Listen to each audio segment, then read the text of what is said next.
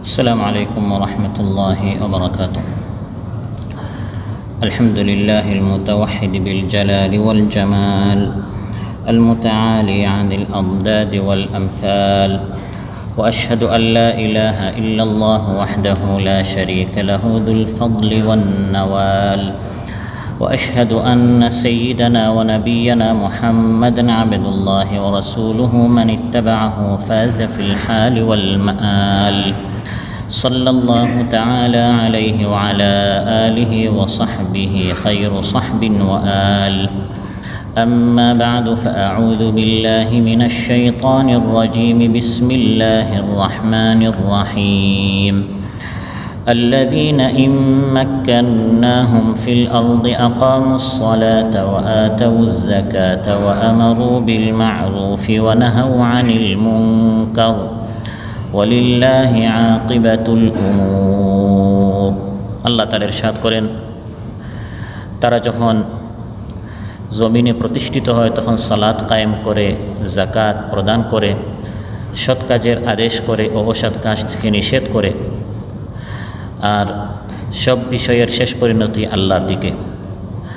দোহা জাদিদের এই মসজিদে আয়োজিত আজকের এই মাহফিল উপস্থিত সম্মানিত প্রাণপ্রিয় আমার দিনদার ইমানদার মুসল্লি ভাইরা, সূরাতুল হাজ থেকে একটি আয়াত ৪১ নম্বর আয়াত তিলাওয়াত করে এর সহজ সরল বঙ্গানুবাদ উপস্থাপন করলাম। এই আয়াতে আল্লাহ তাআলা ইমানদাররা যখন এই জমিনে প্রতিষ্ঠিত হয়, বিজয় লাভ করে, তখন তারা কি কি কাজ করে এই বিষয়গুলো আল্লাহ তাআলা এই আয়াতে উল্লেখ করেছেন। এই বিষয়ে আপনাদের সামনে আলোচনা উপস্থাপন করব ইনশাআল্লাহ। সম্মানিত ভাইরা, রাষ্ট্র ক্ষমতার একমাত্র মালিক হচ্ছেন মহান আল্লাহ রাব্বুল আলামিন। আল্লাহ তাআলাই হচ্ছেন এই বিশ্বজগতের আসমান জমিনের একমাত্র মালিক, একমাত্র অধিপতি, একমাত্র রাজাদিরাজ, শাহানশাহ। অনাদি থেকে অনন্ত একমাত্র আল্লাহ সুবহানাহু ওয়া তাআলা একচ্ছত্র, তিনি ক্ষমতার মালিক। সমস্ত কিছুর নিয়ন্ত্রণ, কন্ট্রোল একমাত্র আল্লাহ তাআলা একাই করেন। এটি হচ্ছে ঈমানের অবিচ্ছেদ্য অংশ। কোনো শাসক বা জনগণ, কোনো রাষ্ট্র ক্ষমতার প্রকৃত মালিক নয়। আল্লাহ তাআলা যখন যাকে চান কোনো অঞ্চলের নির্দিষ্ট একটি সময়ের জন্য সাময়িক শাসন ক্ষমতা আল্লাহ তাআলা মানুষকে দিয়ে থাকেন। কোরআনের মধ্যে আল্লাহ তাআলা ইরশাদ করেন যে এই বাদশাহী আল্লাহ তাআলা যাকে চান তাকে দেন, আর যার কাছ থেকে আল্লাহ তাআলা চান এই বাদশাহী ছিনিয়ে নেন।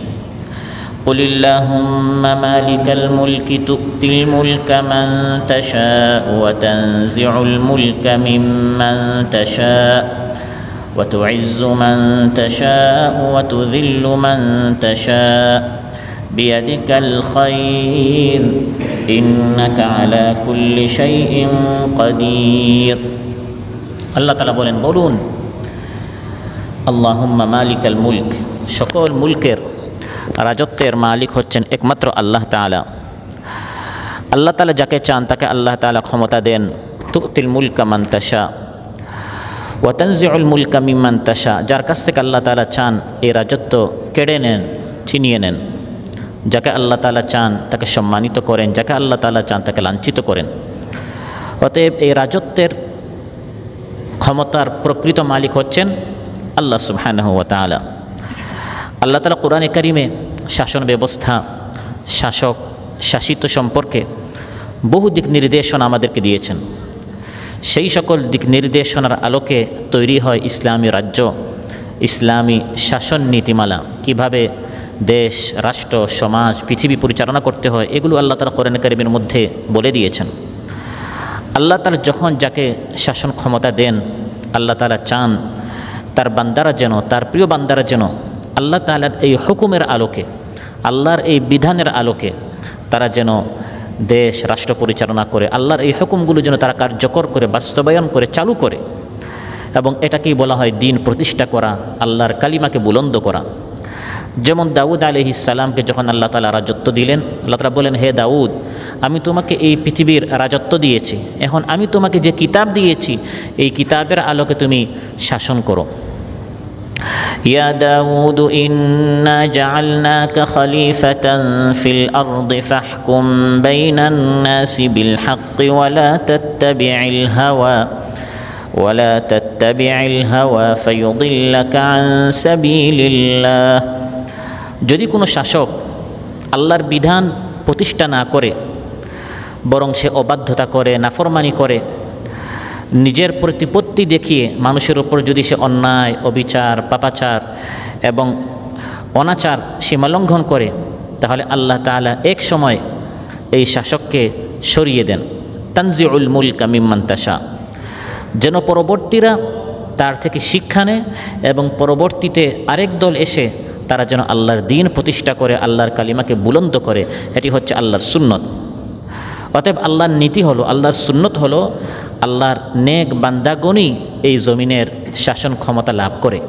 কোরআনের মধ্যে আল্লাহ তাআলা বলেন, ওয়ালাকাদ কাতাবনা ফিজ জাবুরি মিন বা'দিয যিকরি আন্নাল আরদা ইয়ারিসুহা ইবাদিয়াস সালিহুন। উপদেশের পর আল্লাহ তাআলা কিতাবে লিখে দিয়েছেন যে এই জমিনের মালিক হবে, ওয়ারিস হবে, এর কর্তৃত্ব লাভ করবে আল্লাহর প্রিয় বান্দারা, নেককার বান্দারা, সৎ বান্দারা, যোগ্য বান্দারা। সুতরাং বোঝা গেল শাসন ক্ষমতার বিষয়টি এটা শুধু দুনিয়াবি কোনো বিষয় নয়, বরং এর মূল উদ্দেশ্য হচ্ছে আল্লাহর দ্বীন প্রতিষ্ঠা করা। 30 পারা কোরআনে আল্লাহ তাআলা যা বলেছেন, মূলত এটা প্রতিষ্ঠা করে আল্লাহর সন্তুষ্টি অর্জন করাই হচ্ছে শাসন ক্ষমতা লাভের মূল উদ্দেশ্য। এই দ্বীন প্রতিষ্ঠা যদি করতে হয়, আল্লাহর হুকুম যদি বাস্তবায়ন করতে হয়, এই দ্বীন প্রতিষ্ঠার মৌলিক 4টি ভিত্তি রয়েছে। এই দ্বীন প্রতিষ্ঠার মৌলিক কয়টি ভিত্তি রয়েছে? 4টি ভিত্তি রয়েছে, যা আমার সূরাতুল হজ এর এই আলোচ্যায় আল্লাহ তাআলা বলে দিয়েছেন। আল্লাযীনা ইম্মাক্কান্নাহুম ফিল আরদ, আমার প্রিয় বান্দাদেরকে যখন আমি জমিনে প্রতিষ্ঠিত করি, জমিনে যখন তারা ক্ষমতা লাভ করে তখন তারা দ্বীন প্রতিষ্ঠা করে। এবং দ্বীন প্রতিষ্ঠা করার জন্য মৌলিকভাবে 4টি কাজ করতে হয়। 1 নম্বর হচ্ছে আকামুস সালাহ, সালাত কায়েম করতে হবে। সালাত কায়েম না করে কখনো দ্বীন প্রতিষ্ঠা হতে পারে না। 2 নম্বর হচ্ছে ওয়াতাউজ যাকা, যাকাত ভিত্তিক অর্থনীতি, অর্থব্যবস্থা চালু করতে হবে। এটি হচ্ছে যখন ইমানদারেরা প্রতিষ্ঠিত হয়, যখন ইমানদারেরা বিজয়ী হয়, তখন তারা যাকাত ভিত্তিক অর্থনীতি চালু করে।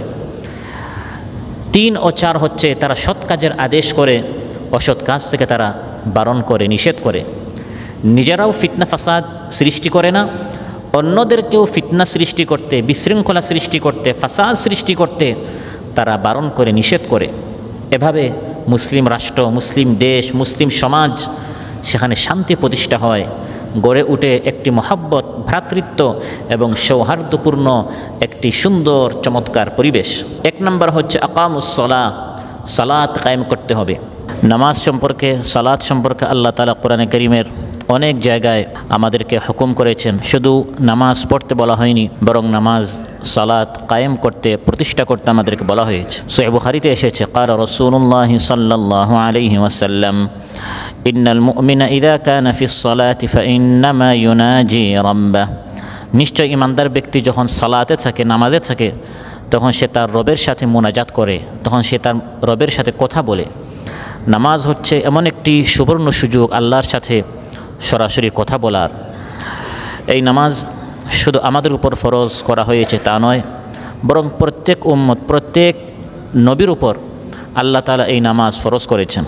হযরত মূসা আলাইহিস সালাম, তার উপর প্রথম যে ওহী নাজিল হয়েছে, আল্লাহ তাআলা কোরআনের মধ্যে ইরশাদ করেন, ওয়া আনা আখতারতুকা ফাসতামি' লিমা ইউহা ইন্নানি আনা আল্লাহু লা ইলাহা ইল্লা আনা ফা'বুদনি ওয়া আকিমিস সালাতা লিযিকরি। হে মূসা, আমি তোমাকে আমার জন্য পছন্দ করেছি, ইখতিয়ার করেছি, নবী হিসাবে আমি তোমাকে মনোনীত করেছি। অতএব তোমার প্রতি যা ওহী করা হবে তা তুমি মনোযোগ দিয়ে শোনো। নিশ্চয় আমি হচ্ছে আল্লাহ, আমি ছাড়া কোনো সত্য মাবুদ নেই।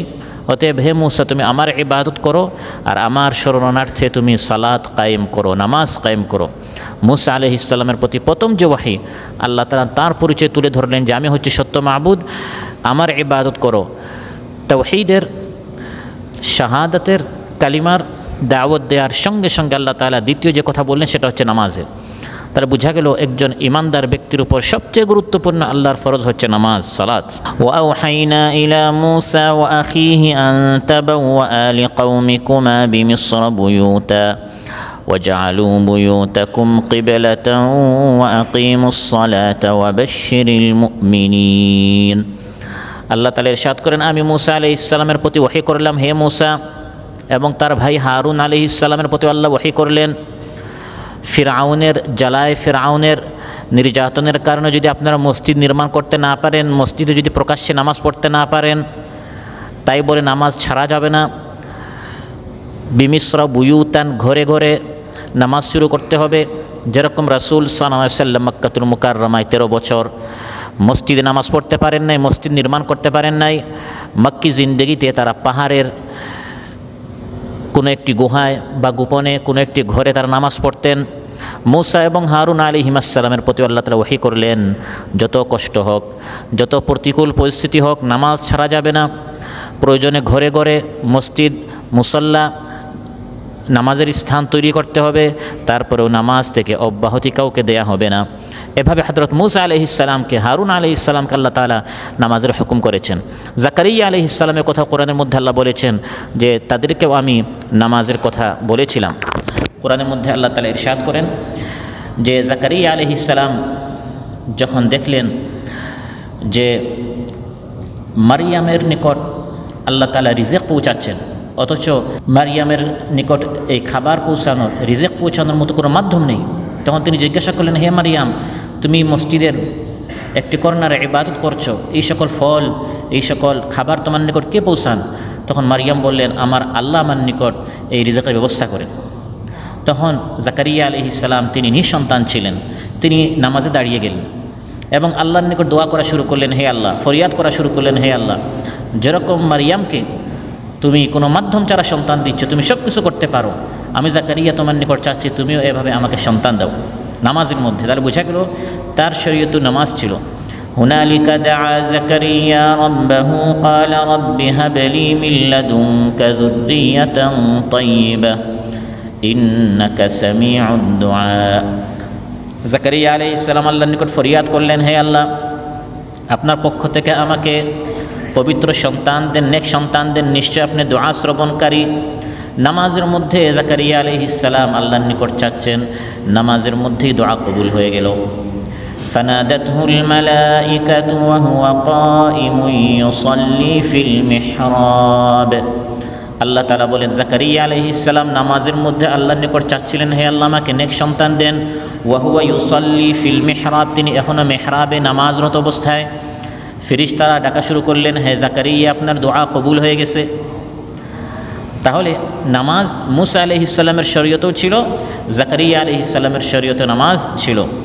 আবার ঈসা আলাইহিস সালাম তিনি তার পরিচয় তুলে ধরছেন, ওয়া আওসানি বিস-সালাতি ওয়াজ-যাকাতি মা দুমতু হাইয়া। আমি যতদিন জীবিত থাকি, বেঁচে থাকি, আমার রব আমাকে ওসিয়ত করেছেন, হুকুম করেছেন, নির্দেশ করেছেন বিস-সালাতি ওয়াজ-যাকাতি, সালাত এবং যাকাতের। এভাবে নামাজের, সালাতের গুরুত্ব অপরিসীম। প্রত্যেক শরীয়তে, প্রত্যেক আল্লাহর নাজিলকৃত দিন কিতাবে এই নামাজের বিধান ছিল। বিধায় কেউ যদি ঈমানের দাবি করার পর নামাজ না পড়ে, তাকে অবশ্যই জাহান্নামে যেতে হবে। জাহান্নামীদেরকে কিয়ামতের দিন জান্নাতীরা জিজ্ঞাসা করবে, আমরা একসাথে উঠা বসা করতাম, কাজে যেতাম, হাসি ঠাট্টা মস্কারি দুনিয়াতে করতাম, চলাফেরা করতাম, এখন আমরা জান্নাতে, তোমরা জাহান্নামে গেলে কেন? জাহান্নামীরা প্রতি উত্তরে বলবে, আমরা জাহান্নামে গেলাম কেন, আসলাম কেন, আমাদের কি অপরাধ? মা সালাকাকুম ফি সাকার, তোমরা জাহান্নামে আসলে কেন? ক্বালু লাম নাকু মিনাল মুসাল্লিন। সবচেয়ে বড় অপরাধ জাহান্নামীদের, তারা বলবে যে আমরা দুনিয়াতে নামাজিদের মধ্যে শামিল ছিলাম না। অজুহাত, ব্যস্ততা ইত্যাদি নানা কারণে নামাজ থেকে আমরা গাফিল ছিলাম। অতএব যে ব্যক্তি নামাজ ছেড়ে দিল, সে সর্বহারা হয়ে গেল, সব কিছু সে হারালো, দুনিয়া আখিরাত ব্যর্থ হলো। মুসনাদ আহমদে এসেছে, قال رسول الله صلى الله عليه وسلم من فاتته الصلاة فكأنما وتر أهله وماله। যে ব্যক্তির কোনো একটি নামাজের ওয়াক্ত, নামাজ ফৌত হলো, মিস হলো, নামাজ রক্ত চলে গেল, নামাজ পড়লো না, তার যেমন আহাল, মাল, দুনিয়া আখিরাত সব সে হারালো। আহাল, পরিবার, তাদের মুখে হাসি ফোটা দিকে আপনি নামাজ ছাড়লেন, ধন সম্পদ, দোকান ঘাট ইত্যাদি কিনতে গিয়ে মালের মালিক হতে গিয়ে আপনি নামাজ ছেড়ে দিলেন, আপনি এর দ্বারা কোনো সুখ পাবেন না, শান্তি পাবে না, বরং এটা আপনার ধ্বংসের কারণ হবে, অশান্তির কারণ হবে, টেনশনের কারণ হবে। মুসনাদ আহমদ এসেছে ক্বালা রাসূলুল্লাহ সাল্লাল্লাহু আলাইহি ওয়াসাল্লাম লা তাতরুকান্না সালাতান মাকতুবাতান মুতাআম্মিদা ফাইন্না মান তারাকা সালাতান মাকতুবাতান মুতাআম্মিদান ফাকাদ বারিআত মিনহু যিম্মাতুল্লাহ। কোনো এক ওয়াক্ত নামাজ, রাসূল সাল্লাল্লাহু আলাইহি ওয়াসাল্লাম ইরশাদ করেন, কোনো এক ওয়াক্ত নামাজ, ফরজ নামাজ ইচ্ছাকৃতভাবে তুমি তরক করবে না। কারণ তুমি যদি এক ওয়াক্ত নামাজ ইচ্ছাকৃতভাবে তরক করো, তোমার থেকে আল্লাহর সম্পর্ক ছিন্ন হয়ে যাবে। আর কোনো ছায়া থাকবে না, আশ্রয় থাকবে না, অভিভাবক থাকবে না, মাওলা থাকবে না, তোমাকে বাঁচানোর জন্য আল্লাহ তাআলা আর কোনো সাহায্যের, নুসরতের ব্যবস্থা করবেন না। নাউযুবিল্লাহ। অতএব সম্মানিত ভাইরা, জাহান্নামে যাওয়ার ধ্বংসের কারণ, হালাকের কারণ, প্রধান কারণ হচ্ছে নামাজের প্রতি খেয়াল না করা, গাফলতি করা। فخلف من بعدهم خلف أضاعوا الصلاة واتبعوا الشهوات فسوف يلقون غيا। আল্লাহ তাআলা ইরশাদ করেন, এরপর এমন এক প্রজন্ম আসলো যারা নামাজের প্রতি গুরুত্ব দিল না। আদাউস সালাহ, নামাজের প্রতি তারা খামখেয়ালি করলো, অবহেলা করলো, ইহতিমাম, গুরুত্ব তারা দিল না। আল্লাহ বলেন তাদের জন্য জাহান্নামে একটি স্পেশাল শাস্তির ব্যবস্থা রয়েছে, যে মাঠের নাম হচ্ছে গাই। আল গাইয়ু ওয়াদিন ফি কারি জাহান্নাম, জাহান্নামের সবচেয়ে নিকৃষ্ট তলদেশে একটি ভয়ঙ্কর মাঠ, স্থান, যেখানে বেনামাজিদের জন্য আল্লাহ তাআলা কঠিন, কঠোর, বিভীষিকাময় শাস্তির ব্যবস্থা করে দিয়েছেন। কোরআনের মধ্যে আল্লাহ তাআলা ইরশাদ করেছেন, নিজেকে দাবি করবেন মুসলমান আর নামাজ পড়বেন না, এটি হবে মিথ্যা দাবি। রাসূল সাল্লাল্লাহু আলাইহি ওয়াসাল্লাম ইরশাদ করেন, মুসলমান আর কাফিরের মধ্যে পার্থক্য হচ্ছে নামাজ, পার্থক্য হচ্ছে নামাজ। قال رسول الله صلى الله عليه وسلم بين الرجل وبين الشرك والكفر ترك الصلاة। সহিহ মুসলিম এসেছে যে শিরিক, কুফর আর মানুষের মধ্যে পার্থক্য হচ্ছে নামাজ। নামাজ যে ব্যক্তি পড়লো সে ইমানদার হয়ে গেল। قد أفلح المؤمنون الذين هم في صلاتهم خاشعون। ইমানদাররা কামিয়াব। ইমানদার কারা? প্রথম পরিচয় হচ্ছে যারা তাদের নামাজে বিনয়ী। আর নামাজ ত্যাগ পড়লো না, সে মুশরিক এবং কাফিরদের কাতারে চলে গেল। অতএব ইমানের দাবি করার পর নামাজ ত্যাগ করার বা নামাজের বিষয়ে খামখেয়ালি করার কোনো সুযোগ নেই। নামাজ হচ্ছে শ্রেষ্ঠ আমল, সর্বোত্তম আমল, সর্বোৎকৃষ্ট আমল, সবচেয়ে গুরুত্বপূর্ণ আমল। ইবনে মাজাহ এসেছে, ক্বালা রাসূলুল্লাহ সাল্লাল্লাহু আলাইহি ওয়াসাল্লাম ই'লামু আন্না খায়রা আ'মালিকুমুস সালাহ। জেনে রাখো, তোমাদের যত আমল আছে সব আমলের মধ্যে সবচেয়ে শ্রেষ্ঠ আমল, গুরুত্বপূর্ণ আমল হচ্ছে নামাজ। বাকি যত বিধান আছে আল্লাহ তাআলা এগুলো ফরজ করেছেন জমিনে। শুধু 5 ওয়াক্ত নামাজ ফরজ করার জন্য আল্লাহ তাআলা তার রাসূল সাল্লাল্লাহু আলাইহি ওয়াসাল্লামকে মক্কাতুল মুকাররমা থেকে ফিলিস্তিনের মসজিদ আকসা পর্যন্ত ইসরা করিয়ে, সেখান থেকে সপ্ত আকাশ আরশ পর্যন্ত মেরাজ করিয়ে সরাসরি সেখানে আল্লাহ তাআলা 5 ওয়াক্ত নামাজ হাদিয়া দিয়েছেন। এত গুরুত্বপূর্ণ একটি আমল। মুসনাদ আহমদ এসেছে, ক্বালা রাসূলুল্লাহ সাল্লাল্লাহু আলাইহি ওয়াসাল্লাম মান হাফাযা আলাইহা কানাত লাহু নূরান ওয়া বুরহানান ওয়া নাজাতান ইয়াউমাল কিয়ামাহ। 5 ওয়াক্ত নামাজের গুরুত্ব যে ব্যক্তি দিবে, গুরুত্ব সহকারে 5 ওয়াক্ত নামাজ যে ব্যক্তি আদায় করবে, কিয়ামতের দিন এই 5 ওয়াক্ত নামাজ তার জন্য নূর হবে, আলো হবে। পুলসিরাতে, কবরে, হাসরে, মিজানে, অন্ধকার স্থানগুলোতে নামাজ তার আলোর ব্যবস্থা করে দিবে। সামনের রাস্তা সে সহজে দেখতে পারবে। ওয়া বুরহানান, তার জন্য দলিল হবে। আপনি যে মুসলমান, দলিল কি, প্রমাণ কি? কিয়ামতের দিন আপনার আইডিতে পরিচয় থাকবে আপনি মুসলমান, কারণ আপনি নামাজ পড়তেন। আপনি যে মুসলমান, দলিলটা কি? বুরহান, দলিল, প্রমাণ হচ্ছে আপনি নামাজি। মসজিদে আপনার স্থান রয়েছে, আপনার আপনি মসজিদে আসেন, মসজিদ সাক্ষী দিবে, মসজিদের জমিন সাক্ষী দিবে, নামাজিরা সাক্ষী দিবে আপনি মুসলমান। আর মসজিদের সাথে সম্পর্ক নেই, আপনি যত বড় গলায় দাবি করেন আপনি মুসলমান, যে ব্যক্তি নামাজি নয়, এটা দলিল যে সে আসলে ইমানদার নয়। ওয়ানাজাতান, যে ব্যক্তি নামাজ পড়বে, একদিকে নামাজ তার জন্য নূর হবে, ইমানের দলিল হবে। 3 নম্বর, ওয়ানাজাতান ইয়াউমাল কিয়ামাহ, কিয়ামতের দিনের কঠিন কঠিন মুহূর্তে এই নামাজ তার জন্য নাজাতের কারণ হবে। নাজাতের কারণ হবে কিভাবে? প্রথম হিসাবই হচ্ছে নামাজের। ইন্না আউওয়ালা মা ইউহাসাবু আলাইহিল আবদু মিন আমালিহি সালাতুহু। প্রথম হিসাব হবে নামাজের। নামাজের হিসাব যদি ভালো হয়, বাকি সব হিসাব ভালো হবে, তাহলে এই ব্যক্তি নাজাত পাবে, বেঁচে যাবে, মুক্তি পাবে। আর নামাজের প্রশ্নে যদি আটকা পড়ে যায় তাহলে এটা তার ধ্বংসের কারণ হবে, নাজাতের কারণ হবে না। ওয়ামান লাম ইউহাফিজ আলাইহা লাম ইয়াকুন লাহু নূরুন ওয়ালা বুরহানুন ওয়ালা নাজাতুন ইয়াউমাল কিয়ামাহ। আর যে ব্যক্তি 5 ওয়াক্ত নামাজের হেফাজত করবে না, ইহতিমাম করবে না, কিয়ামতের দিন তার জন্য কোনো নূর থাকবে না, সে যে মুসলমান এর কোনো দলিল থাকবে না এবং তার নাজাতের কোনো ব্যবস্থা থাকবে না। ওয়া কানা ইয়াউমাল কিয়ামাতি মা কারুনা ওয়া ফিরআউনা ওয়া হামানা ওয়া উবাই ইবনে খালাফ। কিয়ামতের দিন তার হাসর হবে এই 4 কাফিরের সাথে, কারুনের সাথে, ফিরআউনের সাথে, হামানের সাথে, উবাই বিন খালাফের সাথে। নাউযুবিল্লাহ। এই 4 কাফিরের কথা বিশেষ করে রাসূল সাল্লাল্লাহু আলাইহি ওয়াসাল্লাম কেন বললেন? কারণ দেখা গেছে আপনি নামাজ থেকে দূরে আছেন কেন, এই খামখেয়ালি, এই অবহেলা কেন? কোনো একটি 4 কারণের মধ্যে এক কারণ, হয় ধন সম্পদের কারণে।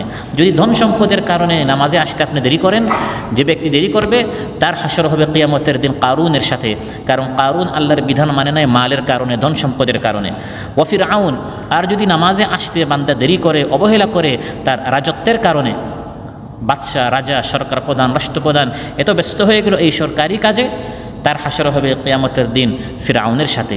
আর যদি মন্ত্রণালয়ের কোনো কারণে হয়, মন্ত্রী হওয়ার কারণে বা আপনার সচিবালয়ের কোনো একটি কারণে, অফিসিয়াল কোনো কারণে, এই সকল কারণে যদি নামাজে তার অবহেলা হয়, নামাজ পড়ারই সময় নাই, তার হাসর হবে হামানের সাথে, যেহেতু হামান ফিরআউনের মন্ত্রী ছিল। আর যদি কোনো ব্যবসায়ী কারণে হয়ে থাকে তাহলে তার হাসর হবে উবাই বিন খালাফের সাথে, যেহেতু সে বড় ব্যবসায়ী ছিল। প্রিয় ভাইরা, মহানবী সাল্লাল্লাহু আলাইহি ওয়াসাল্লাম তাই ইরশাদ করেন যে এই নামাজ হচ্ছে গুনাহ থেকে মুক্তি লাভ করার অন্যতম একটি উপায়। আমি আপনি অনেক গুনাহ করেছি, এগুলো পরিষ্কার করার, গুনাহ থেকে মাফি পাওয়ার অন্যতম উপায় হচ্ছে, নেক আমল হচ্ছে নামাজ।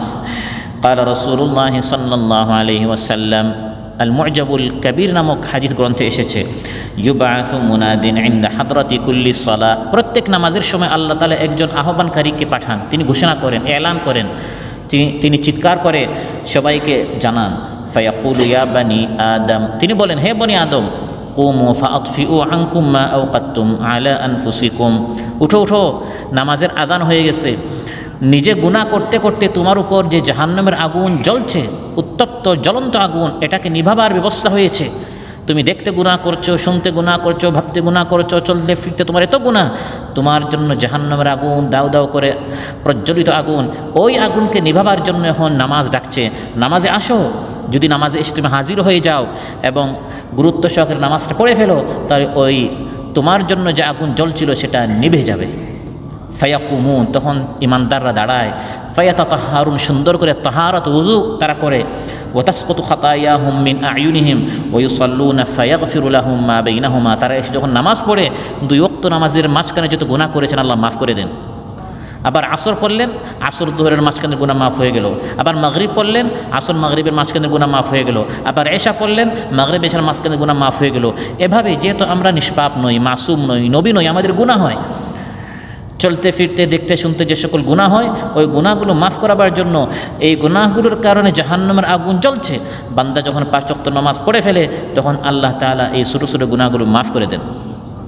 ইমানদারদের অন্যতম বৈশিষ্ট্য হচ্ছে, ইমানদারদের হাতে যখন ক্ষমতা আসে, সেটা পরিবারের ক্ষমতা হোক, কোনো একটি প্রতিষ্ঠানের ক্ষমতা হোক, দেশের ক্ষমতা হোক, সংগঠনের, দলের, পার্টির ক্ষমতা হোক, কোনো একটি সংস্থার ক্ষমতা হোক, আপনি যখন দায়িত্বে আসবেন, সর্বপ্রথম ইমানদাররা যে কাজ করে, তাদের অধীনস্থদেরকে নামাজ পড়তে বাধ্য করে, নামাজের একটি পরিবেশ, সুন্দর পরিবেশ তারা কায়েম করে।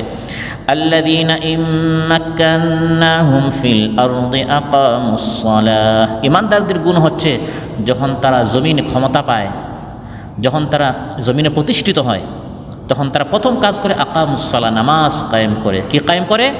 নামাজ। আল্লাহ তাআলা কিয়ামতের দিন আমাকে আপনাকে জিজ্ঞাসা করবেন, আপনি একজন স্বামী হিসাবে, একজন বাবা হিসাবে, একজন বড় ভাই হিসাবে, একজন কোম্পানির প্রধান, দোকানের প্রধান, সমাজের প্রধান, দেশের প্রধান, যিনি যে স্থানের প্রধান, যে বিভাগের প্রধান, ওই জায়গায় আপনি নামাজটা কায়েম করেছেন কিনা, নামাজের বিধানটি সেখানে প্রতিষ্ঠা করেছেন কিনা।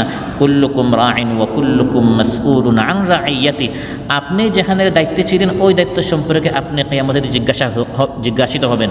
যদি রাষ্ট্রপ্রধান হন, তার দায়িত্ব অনেক বেশি, তার জবাব আল্লাহর নিকট অনেক বেশি দিতে হবে। কিন্তু আপনি তো একজন পরিবার প্রধান, স্বামী হিসাবে, বাবা হিসাবে, বা একটা কোম্পানির বা একটি প্রতিষ্ঠানের বা একটি সংগঠন দল সংস্থার যিনি যেখানে আছেন সেখানে আকামুসসালাহ নামাজ কায়েম করেছেন কিনা আল্লাহর নিকট জবাব দিতে হবে।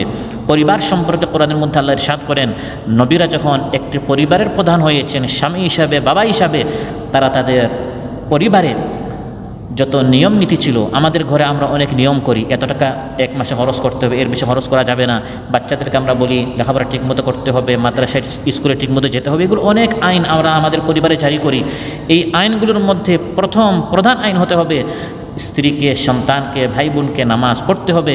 এই বিধান, এই নির্দেশ, এই অর্ডার, এই রুল আমাদের পরিবারে আমাদের চালু করতে হবে। কোরআনের মধ্যে আল্লাহ তাআলা ইসমাঈল আলাইহিস সালাম সম্পর্কে বলেন, ওয়াযকুর ফিল কিতাবি ইসমাঈল ইন্নাহু কানা সাদিকাল ওয়াদি ওয়া কানা রাসূলান নাবিয়্যা ওয়া কানা ইয়া'মুরু আহলাহু বিস-সালাতি ওয়াজ-যাকাতি ওয়া কানা 'ইনদা রাব্বিহি মারদিয়্যা।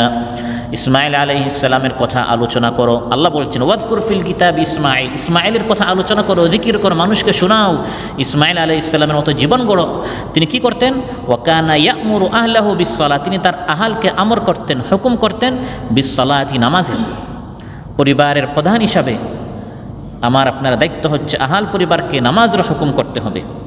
লোকমান হাকিম তার সন্তানকে নির্দেশ করছেন, পরিবারের প্রধান বাবা হিসাবে তার সন্তানকে নির্দেশ করছেন। কি নির্দেশ করেছেন? আল্লাহর অনেক পছন্দ হয়েছে।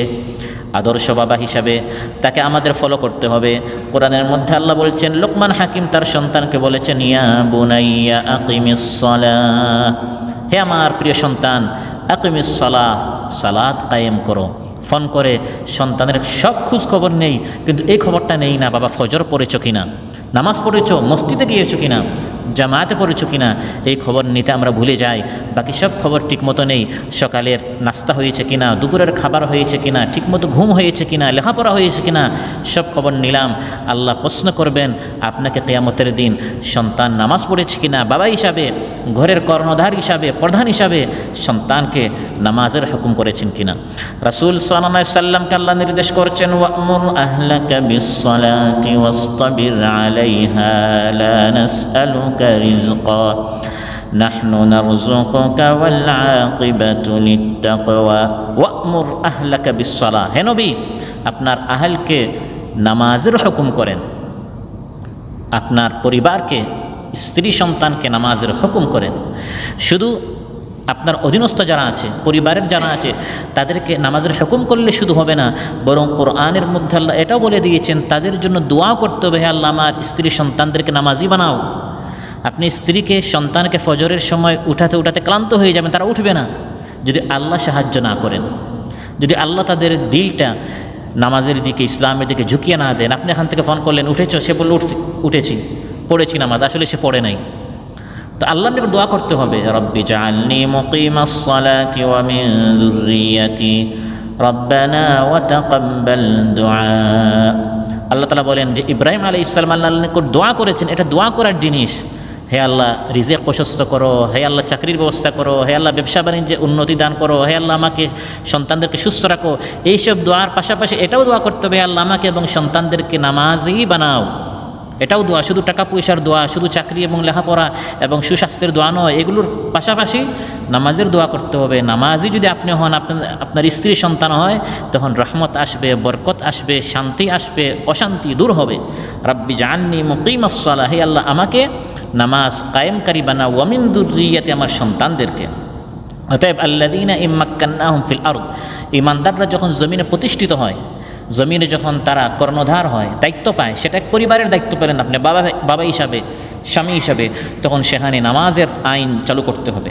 অনুরূপভাবে ঈমানদাররা যখন সমাজের দায়িত্ব পায়, রাষ্ট্রের দায়িত্ব পায়, সেখানে প্রথম যে আইন তারা চালু করে, যে সকল আইন তারা সেখানে চালু করে, এর মধ্যে প্রধান আইন হচ্ছে নামাজের একটি সময় নির্ধারণ করা হয়, নামাজের পরিবেশ চালু করা হয়, নামাজ প্রতিষ্ঠা করা হয়, নামাজের জন্য আলাদা বিরতির ব্যবস্থা করা হয়, সেটা বাসে হোক, সেটা অফিসে হোক, সেটা শিক্ষাঙ্গনে হোক, সর্বস্তরে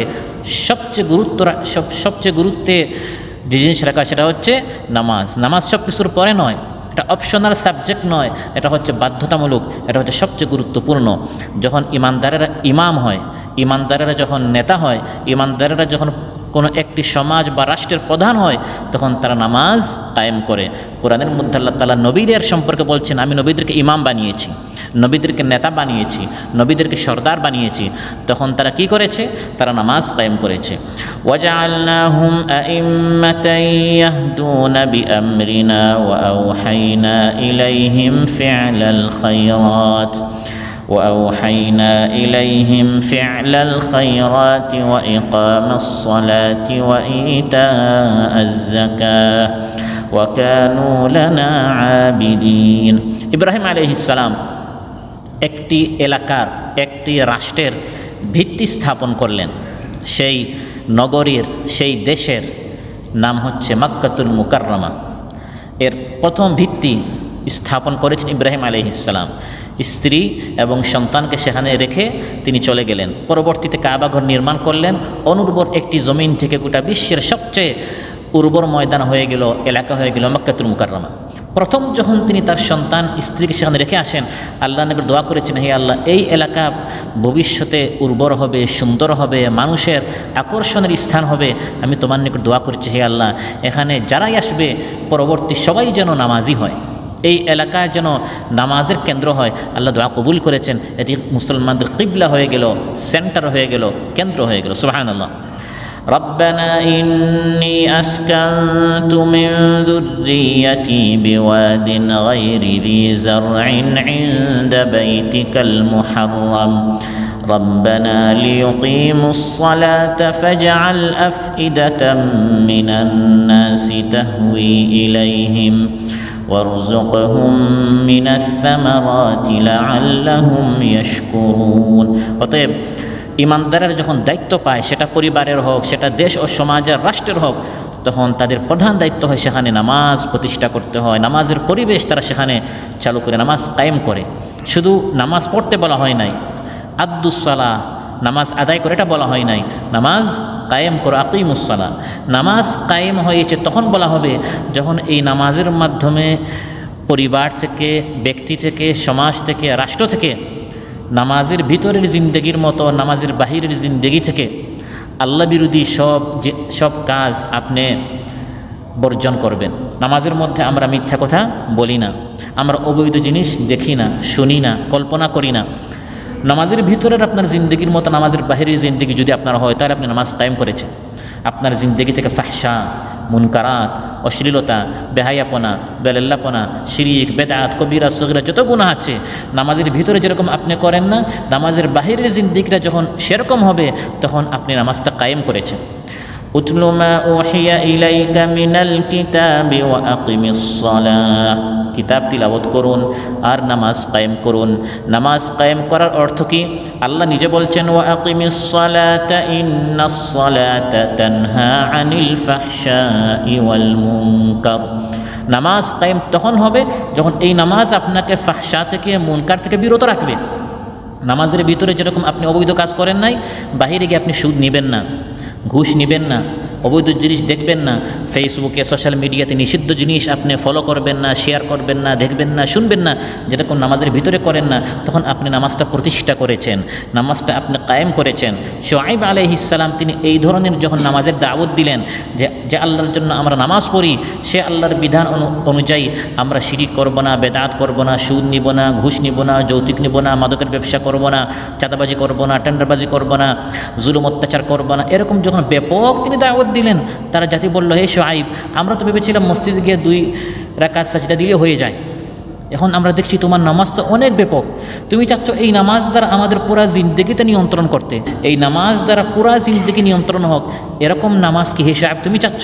ক্বালু ইয়া শুআইব আসসালাতুকা তা'মুরুকা আন নাতরুকা মা ইয়া'বুদু আবাউনা আও আন নাফআলা ফি আমওয়ালিনা মা নাশা ইন্নাকা লাআনতাল হালিমুর রাশীদ। আল্লাহ চান এমন নামাজ যেরকম শুআয়ব আলাইহিস সালাম পড়তেন। এই নামাজের মাধ্যমে আপনার গোটা জীবন নিয়ন্ত্রিত হবে। নামাজের মধ্যে যেরকম আমরা অবৈধ কাজ করি না, নিষিদ্ধ কাজ করি না, নামাজের বাহিরেও আল্লাহ নিষিদ্ধ কোনো কাজ আমরা করব না। এর নাম হচ্ছে নামাজ কায়েম করা। এই নামাজ আপনাকে সব ধরনের অন্যায় কাজ থেকে বিরত রাখবে। নামাজ কায়েম হয়েছে তখন বলা হবে যখন এই নামাজ আপনাকে অবৈধ ব্যবসা থেকে নিষেধ করবে, আপনাকে আল্লাহ নিষিদ্ধ কোনো লেনদেন থেকে নিষিদ্ধ করবে, তখন বলা হবে এই নামাজ আপনার কায়েম হয়েছে। নামাজ কায়েম তখন বলা হয় যখন গুরুত্ব সহকারে জামাতের সাথে সময় মতো মসজিদে এসে বান্দা নামাজ পড়ে, এটা নামাজ কায়েম হয়েছে। আর ঘাড়ে আপনার কাঁধে একটি বুঝার আপনি রেখেছেন, দ্রুত এসে এখানে ফেলে দিলেন, এটা নামাজ, এটা হচ্ছে আপনি নামাজ শুধু আদায়টা করলেন। এরকম নামাজ পড়লে নামাজ কায়েম হয় না, বরং এই নামাজের কারণে বান্দা উল্টা জাহান্নামে যাবে। ফাওয়াইলুল লিল মুসাল্লিন আল্লাযীনা হুম আন সালাতিহিম সাহুন। আল্লাহ তাআলা বলেন এই সকল নামাজীদের জন্য জাহান্নাম ধ্বংস। নামাজ পড়েও জাহান্নামে যাবে। নামাজ সে পড়েছে এই জন্য তার নাম মুসাল্লি, ফাওয়াইলুল লিল মুসাল্লিন, কিন্তু এই নামাজ দ্বারা সে জান্নাতে যাবে না। কারণ আন সালাতিহিম সাহুন আয় গাফিলুন, নামাজের বিষয়ে সে গাফিল ছিল, জামাতে পড়লো না, মসজিদে পড়লো না, সময় মতো পড়লো না, কাজা করলো, কখনো পড়ে কখনো বাদ দিয়ে দে, এটা নামাজ কায়েম হয় না। এটা কোনো রকম নামাজ আদায় হয়, কিন্তু এই নামাজ বান্দার জন্য আরও কাল হয়ে দাঁড়াবে, বিপদের কারণ হবে, জাহান্নামের কারণ হবে। নিজেরা নামাজ পড়ে নামাজ কায়েম করার জন্য নামাজের ব্যবস্থা তারা করে, আদানের ব্যবস্থা, মসজিদের ব্যবস্থা, নামাজ শিক্ষার ব্যবস্থা, নামাজের মধ্যে যে দোয়া কালাম রয়েছে, সূরা কালাম রয়েছে, এগুলো শেখানোর ব্যবস্থা, কিভাবে নামাজ আদায় করতে হয়, কী কী করলে নামাজ ভঙ্গ হয়, এগুলো শেখানো হয়। এটি হচ্ছে ইমানদারদের গুণ। যখন তারা কোথাও প্রতিষ্ঠিত হয় তখন তারা সালাত কায়েম করে। আল্লাযীনা ইম্মাক্কান্নাহুম ফিল আরদি আকামুস সালাহ, আমি যখন তাদেরকে কোথাও প্রতিষ্ঠিত করি, তাদের হাতে ক্ষমতা দেই, প্রথম কাজ হচ্ছে আকামুস সালাহ, তারা সালাত কায়েম করে। দ্বিতীয় কাজ হচ্ছে ওয়া আতাউজ যাকাত, যাকাতের তারা ব্যবস্থা করে। প্রথমত তারা নিজেরা যাকাত দেয় যদি তাদের উপর যাকাত ফরজ হয়। দুই, জনগণের মধ্য থেকে যাদের উপর যাকাত ফরজ তাদের কাছ থেকে যাকাত নেয়ার, গ্রহণ করার ব্যবস্থা করে। তারপর যারা এই যাকাতের হকদার রয়েছে 8 শ্রেণী, তাদের নিকট এই যাকাতটি পৌঁছে দেওয়ার ব্যবস্থা এই ইসলামী যারা ক্ষমতায় আছে, ইসলামী সরকার, তারা এই ব্যবস্থাটি করে। যাকাতের ব্যবস্থা যারা করবে না, কোরআনের মধ্যে বলা হয়েছে এটা হচ্ছে মুশরিকদের চরিত্র, যারা আল্লাহকে মানে না, আল্লাহর আইন মানে না, আল্লাহর বিধান মানে না, তারা যাকাত ভিত্তিক অর্থনীতি বিশ্বাস করে না। ওয়াইলুল লিল মুশরিকিন আল্লাযীনা লা ইউতুনাজ যাকাতা ওয়া হুম বিল আখিরাতি হুম কাফিরুন। এই সকল মুশরিকদের জন্য কঠিন শাস্তি রয়েছে। আল্লাযীনা লা ইউতুনাজ যাকাত, যারা যাকাত প্রদান করে না, ওয়াহুম বিল আখিরাতি কাফিরুন, হুম কাফিরুন, আর তারা আখিরাতে বিশ্বাস করে না, তারা এই দুনিয়াতেই বিশ্বাস করে।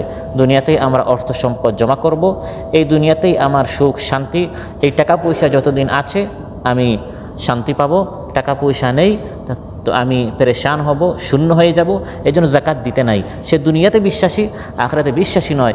এই জন্য এই মুশরিক ব্যক্তি যে আল্লাহর বিধানে বিশ্বাসী নয়, আল্লাহর হুকুমে বিশ্বাসী নয়, সে জাকাত দেয় না। প্রিয় ভাইয়েরা, জাকাত ফরজ হওয়ার পর যে ব্যক্তি জাকাত দিবে না, এর কঠিন শাস্তি রয়েছে ফিদ দুনিয়া ওয়াল আখিরা, দুনিয়া এবং আখিরাতে। আখিরাতে এর কঠিন শাস্তি রয়েছে। সহিহ বুখারীতে এসেছে, ক্বালা রাসূলুল্লাহ সাল্লাল্লাহু আলাইহি ওয়াসাল্লাম, মান আতাহুল্লাহু মালান ফালাম ইউআদ্দি যাকাতাহু মুথিলা লাহু ইয়াওমাল কিয়ামাতি শুজাআন আকরা। যাকে আল্লাহ তাআলা মাল দিলেন, মান আতাহুল্লাহু মালান, এখানেও একটি সূক্ষ্ম বার্তা মহানবী সাল্লাল্লাহু আলাইহি ওয়াসাল্লাম আমাদেরকে দিয়েছেন। এই মাল আমার নয়, আতাহুল্লাহু মালান, এই মালটা আমাকে কে দিয়েছেন? আমিও গরিব ছিলাম, আমিও মিসকিন ছিলাম, এখনও আল্লাহ আমাকে মিসকিন রাখতে পারতেন, আমাকে আল্লাহ তাআলা জাকাত গ্রহীতা হিসাবে রাখতে পারতেন। তা না করে আল্লাহ দয়া করে আমাকে মাল দিয়ে আমাকে জাকাতের দাতা করেছেন। আমার হাতটি আল্লাহ তাআলা উপরে এনেছেন। এক সময় আমার হাত নিচে ছিল, এখনও আমার হাতটা আল্লাহ তাআলা নিচে রাখতে পারতেন। আতাহুল্লাহু মালান, যাকে আল্লাহ তাআলা মাল দিলেন, এই মাল আরেকজনকে না দিয়ে আপনাকে দিয়েছেন। ফালাম ইউআদ্দি যাকাতা, আল্লাহ তাআলা তাকে মালের অধিকারী, মালিক বানালেন। তারপর যদি সে যাকাত না দেয়, মুথিলা লাহু ইয়াওমাল কিয়ামাতি শুজাআন আকরা লাহু যাবিবাতান ইউতাওয়িকুহু ইয়াওমাল কিয়ামাহ সুম্মা ইয়াখুযু বিলিহজামাতাইহি ইয়াকুলু আনা মালুকা আনা কানজুক। কিয়ামতের দিন আযাবের জন্য তার সমস্ত ধন সম্পদকে একটি মাথায় টাক পড়া অতি বিষাক্ত সাপের আকৃতি দেয়া হবে। যে ধন সম্পদের মহাব্বতে এই সম্পদটি সে খরচ করে নাই, বে করে নাই, আল্লাহর পথে দেয় নাই, জাকাত দেয় নাই, এই মালটাকে সাপ বানানো হবে। বিষাক্ত সাপ, যার মাথায় চুল নেই, সাপগুলোর মধ্যে যেটা টাক হয়ে থাকে, যার মাথায় চুল থাকে, এটার বিষ সবচেয়ে বিষাক্ত হয়, সবচেয়ে জঘন্য হয়, সবচেয়ে কঠিন হয়। এই মালকে সাপের আকৃতি দেওয়া হবে। যার চোখের উপর দুটি কালো দাগ থাকবে, সেই সাপকে বেড়ির মতো তার গলায় ঝুলিয়ে দেওয়া হবে। নাউযুবিল্লাহ। তার সম্পদটাকে বিষাক্ত মাল বানিয়ে এই বিষাক্ত মাল দ্বারা তার গলায়, আমরা দুনিয়ায় কাউকে অপমানিত করার জন্য জুতার মালা পড়াইয়া থাকে, আর কিয়ামতের দিন শাস্তির জন্য মালটাকে বিষাক্ত সাপ বানিয়ে ওই বিষাক্ত মাল দ্বারা তার গলায় ঝুলানো হবে। তারপর তার দুনু কোষে দংশন করতে থাকবে। আর এই মাল যে এখন সাপ হয়েছে তাকে বলবে দংশন করে করে, আমি তোমার মাল, আনা মালুকা আনা কানজুকা, মহব্বত করে আমাকে জমা করেছিলে, সঞ্চয় করেছিলে, ব্যাংক ব্যালেন্স তুমি ভারী করেছিলে, বড় করেছিলে, এই সেই তোমার গচ্ছিত মাল, প্রিয় মাল হচ্ছে আমি, এখন তোমাকে দংশন করছি। আনা মালুকা আনা কানজুকা। ওয়াল্লাযীনা ইয়াকনিজুনা আয-যাহাবা ওয়াল ফিদ্দাতা ওয়া লা ইউনফিকুনাহা ফী সাবীলিল্লাহ ফাবাশশিরহুম বিআযাবিন আলীম يوم يحمى عليها في نار جهنم فتكوى بها جباههم وجنوبهم وظهورهم هذا ما كنزتم لأنفسكم فذوقوا ما كنتم تكنزون। কোরআনের মধ্যে আল্লাহ তাআলা ইরশাদ করেন, যারা স্বর্ণরৌপ্য জমা করে, ইয়াকনিজুনা আয-যাহাবা ওয়াল ফিদ্দাহ, যাহাব বলা হয় স্বর্ণকে, ফিদ্দা বলা হয় রৌপ্যকে। সোনা, স্বর্ণ, রৌপ্য এবং নগদ টাকা পয়সা, ক্যাশ টাকা পয়সা শুধু জমা করে, ওয়ালা ইউনফিকুনাহা ফি সাবিলিল্লাহ, এগুলো আল্লাহর পথে খরচ করে না, জাকাত দেয় না, সদকা করে না, আল্লাহর পথে খরচ করে না, শুধু জমা করে। ফাবাশশিরহুম বিআযাবিন আলীম, তাদেরকে বেদনাদায়ক, যন্ত্রণাদায়ক, কঠিন শাস্তির সুখবর দেন। শাস্তির দুঃসংবাদ হয়, সুখবর হয় না। কিন্তু আল্লাহ তাআলা এই আয়াতের মধ্যে শাস্তি কঠিন হবে এটি বোঝানোর জন্য মস্কারিমূলক এই শব্দটা আল্লাহ ব্যবহার করেছেন। যেরকম আমরা ছাত্রকে বা বাচ্চাকে কোনো একটি অপরাধ করার কারণে শাস্তি দেওয়ার পর বলি এই শাস্তির স্বাদ কেমন, মজা কেমন, আসলে তো মজা নয়, এটা বেদনা। তো আল্লাহ তাআলা বলেন কঠিন শাস্তির সুখবর দাও তাকে। শাস্তিটি কি? কিয়ামতের দিন তার এই মালগুলোকে জাহান্নামের আগুনে গরম করা হবে। নাউযুবিল্লাহ বলবেন না? তার এই প্রিয় মাল, ক্যাশ টাকা জমা করেছিল, শুধু ফোন করে ব্যাংকে কত হয়েছে, 1000 হয়েছে, লক্ষ হয়েছে, কোটি হয়েছে, খুশি হয়। বছর যায়, 2 বছর যায়, 5 বছর যায়, জাকাত ফরজ হয় কিন্তু জাকাত দেয় না। এই মালটি, এই প্রিয় মালটি ইউহমা আলাইহা ফি নারি জাহান্নাম, জাহান্নামের আগুনে গরম করা হবে। তারপর ফাতুকুয়া বিহা জিবাহুহুম ওয়া জুনুবুহুম ওয়া যুহুরুহুম, এই গরম মালটি তার কপালে, তার পার্শ্বে এবং পিঠে দাগ দেয়া হবে। কেন? কারণ প্রথম যখন তাকে জাকাতের কথা বলা হয়েছে তখন সে তার কপালকে কুচ করেছে। যখন মানুষ বিরক্ত হয় তখন কপাল কি করে? এরকম কুচ করে। তারপর সে এই পার্শ্বগুলো উল্টা দিকে করেছে, এই জন্য পার্শ্বে দাগ দেওয়া হবে। তারপর পিঠ দিকে চলে গেছে, এই জন্য এই 3টি স্থানে বিশেষ করে, আর বাকি পুরা দেহে এই প্রিয় মালটি তার জন্য আপদ হবে। মাল যদি কম হতো তাহলে শাস্তিটা কম হতো, মাল বেশি, এজন্য যে জিনিসটি গরম করা হয়েছে এর পরিমাণটিও কি বেশি, শাস্তিটাও বেশি। তারপর মানসিক কষ্ট দেওয়া হবে, তাকে বলা হবে হাদা মা কানাজতুম লিআনফুসিকুম, এই যে তোমাকে কষ্ট দেওয়া হচ্ছে এটা কি? এটা হচ্ছে তোমার সেই দুনিয়ায় গচ্ছিত তোমার মাল, যে মাল তুমি সঞ্চয় করেছিলে, জমা করে রেখেছিলে। হাদা, এটা হচ্ছে সেই মা কানাজতুম লিআনফুসিকুম, নিজের জন্য তুমি সঞ্চয় করে রেখেছিলে, দুনিয়াতে উপকৃত হওয়া না, কবরে চলে গেলে সন্তানরা এর দ্বারা উপকৃত হয়েছে, লাভবান হয়েছে, আর এখন এটা তোমার জন্য কাল হয়ে দাঁড়িয়েছে, বিপদের কারণ হয়েছে, শাস্তির কারণ হয়েছে। ফাযুকু মা কুনতুম তাকনিজুন। অতএব কোরআনের মধ্যে আল্লাহ তাআলা বলেন, যারা মাল সঞ্চয় করে, যাকাত দেয় না, এটা যেন তারা তাদের কল্যাণের কারণ মনে না করে, বরং এটি হচ্ছে তাদের অকল্যাণের কারণ, ক্ষতির কারণ, বিপদের কারণ, শাস্তির কারণ। ওয়ালা ইয়াহসাবান্নাল্লাযীনা ইয়াবখালুনা বিমা আতাহুমুল্লাহু মিন ফাদলিহি হুয়া খায়রাল লাহুম বাল হুয়া শাররুল লাহুম সায়ুতাওয়াকুনা মা বাখিলু বিহি ইয়াওমাল কিয়ামাহ ওয়া তারা কাসীরাম মিনাল মুনাফিকিনা ইয়াসআউনা ফি আযনাবিহিম মিন খাশিয়াতিল্লাহ কা'আন্নাহুম উযুরun মুসফাদা। আল্লাহ তাআলা বলেন, যারা মাল সঞ্চয় করে, যাকাত দেয় না, এটা যেন তাদের কল্যাণের কারণ মনে না করে, বরং এটি হচ্ছে তাদের অকল্যাণের কারণ, ক্ষতির কারণ, বিপদের কারণ, শাস্তির কারণ। ওয়ালা ইয়াহসাবান্নাল্লাযীনা ইয়াবখালুনা বিমা আতাহুমুল্লাহু মিন ফাদলিহি হুয়া খায়রাল লাহুম বাল হুয়া শাররুল লাহুম সায়ুতাওয়াকুনা মা বাখিলু বিহি ইয়াওমাল কিয়ামাহ ওয়া তারা ولله ميراث السماوات والأرض والله بما تعملون خبير ولا يحسبن الذين يبخلون যারা বখিলি করে তারা এটা যেন ধারণা না করে, মনে না করে আল্লাহ তাআলা মাল দিয়েছেন আর সে কৃপণতা করছে, হাত গুটিয়ে রাখছে, যাকাত দিচ্ছে না, মাল দিচ্ছে না, খরচ করছে না, সে যেন এটা তার কল্যাণের কারণ মনে না করে সে খুশি হয় আমার সম্পদ বাড়ছে, জায়গা জমিন বাড়ছে, ধন সম্পদ বাড়ছে, ব্যাংক ব্যালেন্স বাড়ছে, দিয়ে দিলে তো কমে যাবে, সে যেন এটা চতুরতা মনে না করে, চালাকি মনে না করে, এটা তার বুদ্ধির পরিচয় সে যেন মনে না করে, বাল হুয়া শাররুল লাহুম, বরং এক সময় এটা তার জন্য কাল হয়ে দাঁড়াবে, এক সময় এটি তার জন্য বিপদের কারণ হয়ে দাঁড়াবে।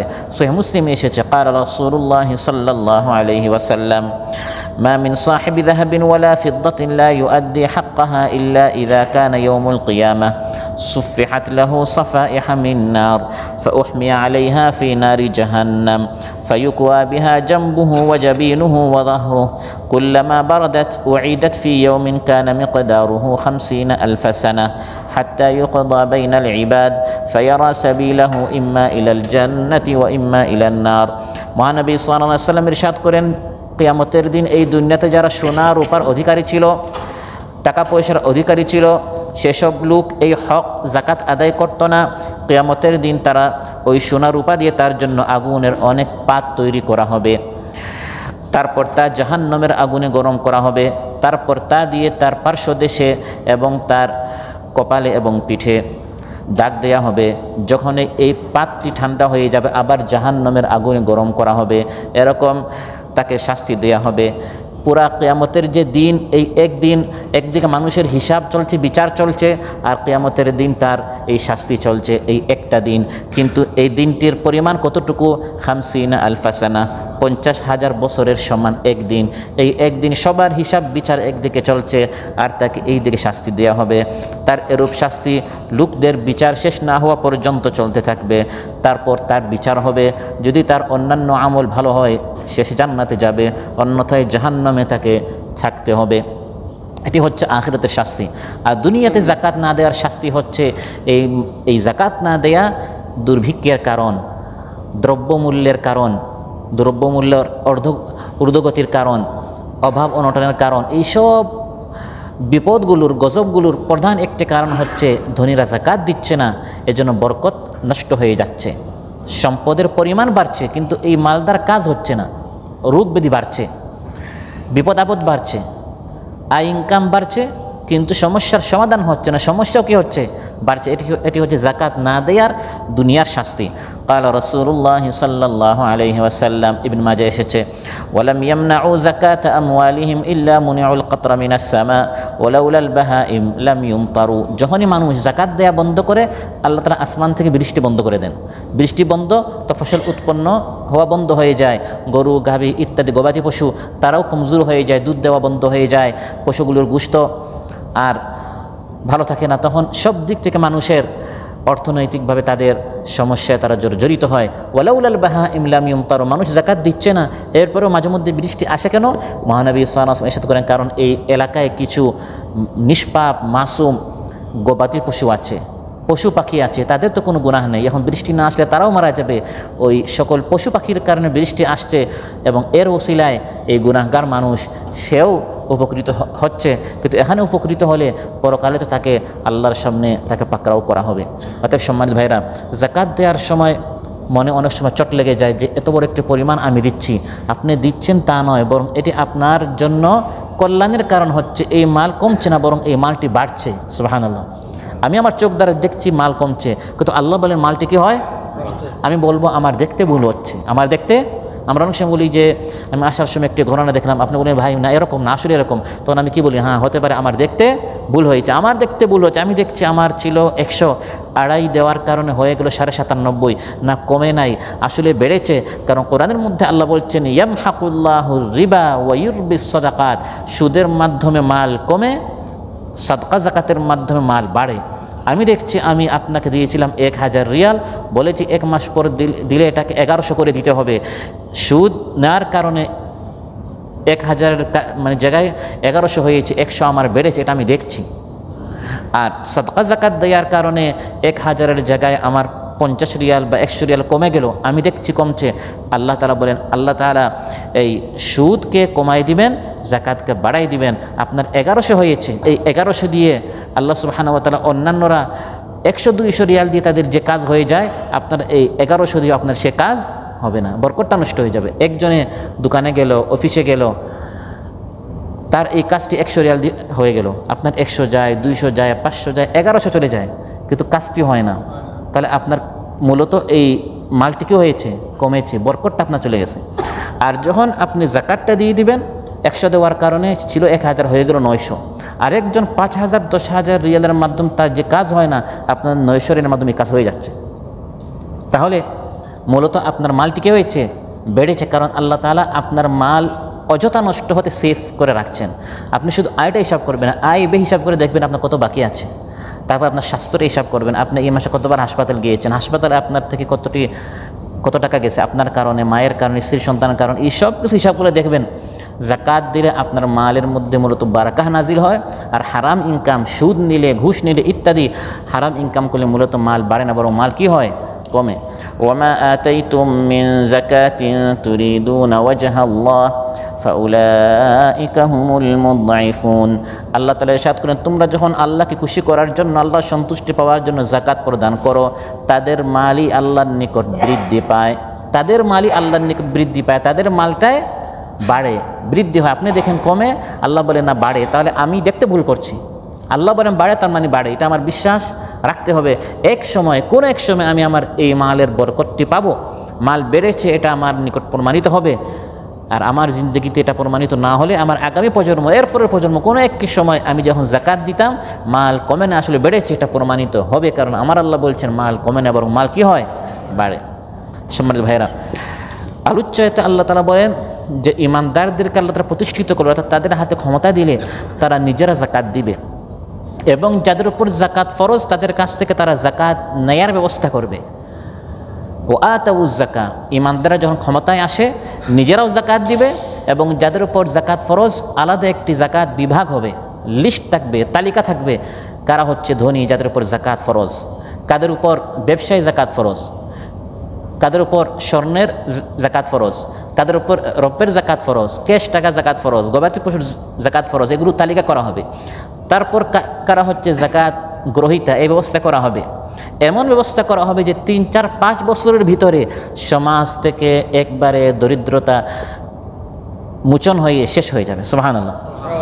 তখন গরিবরা নয়, ধনীরা পেরেশান হয়ে যাবে, মাল নিয়ে ঘুরবে, কিন্তু জাকাত গ্রহণ করার মতো তারা কাউকে খুঁজে পাবে না। জাকাতের নিয়ম হচ্ছে গরিবরা খোঁজাখুঁজি করবে তা নয়, গরিবরা ধনীদের বাড়িতে গিয়ে লাইন ধরবে তা নয়, বরং একটি ব্যবস্থা করবে সরকার, যে দিচ্ছে সে জানবে না তার মাল কার নিকট যাচ্ছে, আর যে নিচ্ছে সে জানবে না এই মাল কারটা সে নিয়েছে, যাতে করে সারা জীবন জাকাত গ্রহীতার সামনে তার মাথাটি নত না থাকে, যা আজ আমাদের সমাজে হয়। এটা একটা আলাদা ফান্ড থাকবে, বিভাগ থাকবে, সরকারি বিভাগ, তারা সবার কাছ থেকে নিবে, আর সবারটা সব গরিবদেরকে দিবে।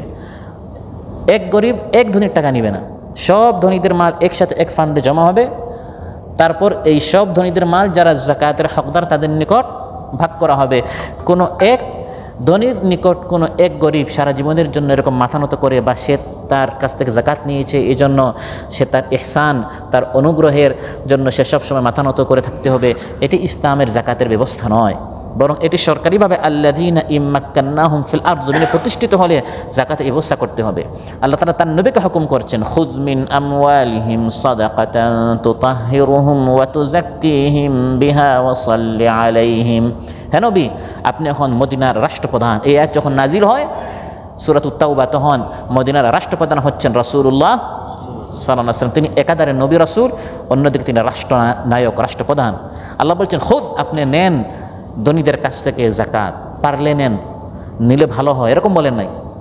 এটি অপশনাল নয়, এটি ঐচ্ছিক নয়। হে নবী, যদি আপনি নেন এটা ভালো, এটি সুন্নত নফল না, খুদ এটি হচ্ছে নির্দেশ। যেরকম আকিমুসসালাহ, নামাজ কায়েম করা ফরজ, ঠিক তেমনভাবে রাষ্ট্রপ্রধান মহানবী সাল্লাল্লাহু আলাইহি ওয়াসাল্লাম আল্লাহ হুকুম করছেন, হে নবী, আপনার সমাজে যারা ধনী আছে, রাষ্ট্রপ্রধান হিসাবে বাই ফোর্স ধনীদের কাছ থেকে আপনাকে এই মাল নিতে হবে। যেরকম সরকার জরিমানা নেয়, ট্যাক্স নেয়, না নিলে এর শাস্তির ব্যবস্থা রয়েছে, ঠিক তেমনিভাবে ধনীদেরকে ইসলামী সরকার যখন প্রতিষ্ঠিত হবে ধনীদেরকে তখন জাকাত দিতেই হবে। বুখারী মুসলিমে এসেছে মহানবী সাল্লাল্লাহু আলাইহি ওয়াসাল্লাম হযরত মুআয রাদিয়াল্লাহু আনহুকে ইয়ামানের দিকে মুআল্লিম, কাদি, বিচারক করে পাঠিয়েছেন।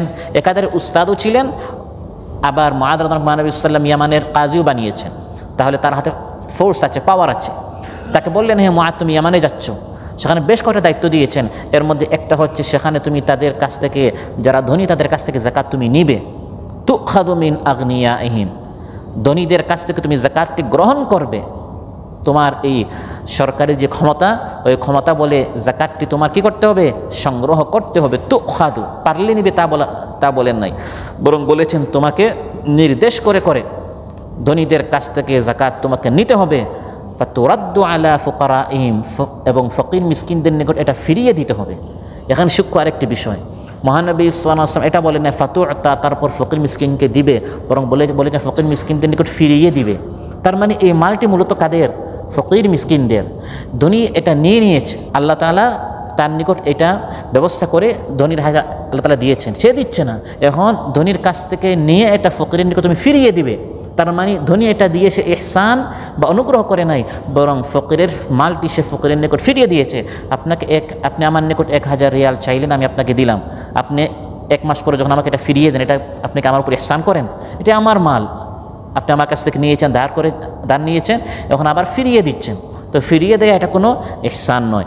আর যদি সরকার ধনীদের কাছ থেকে জাকাত নিতে চায় আর ধনীরা যদি জাকাত না দেয়, প্রয়োজনে তাদের বিরুদ্ধে ইসলামী সরকার যুদ্ধ ঘোষণা করবে।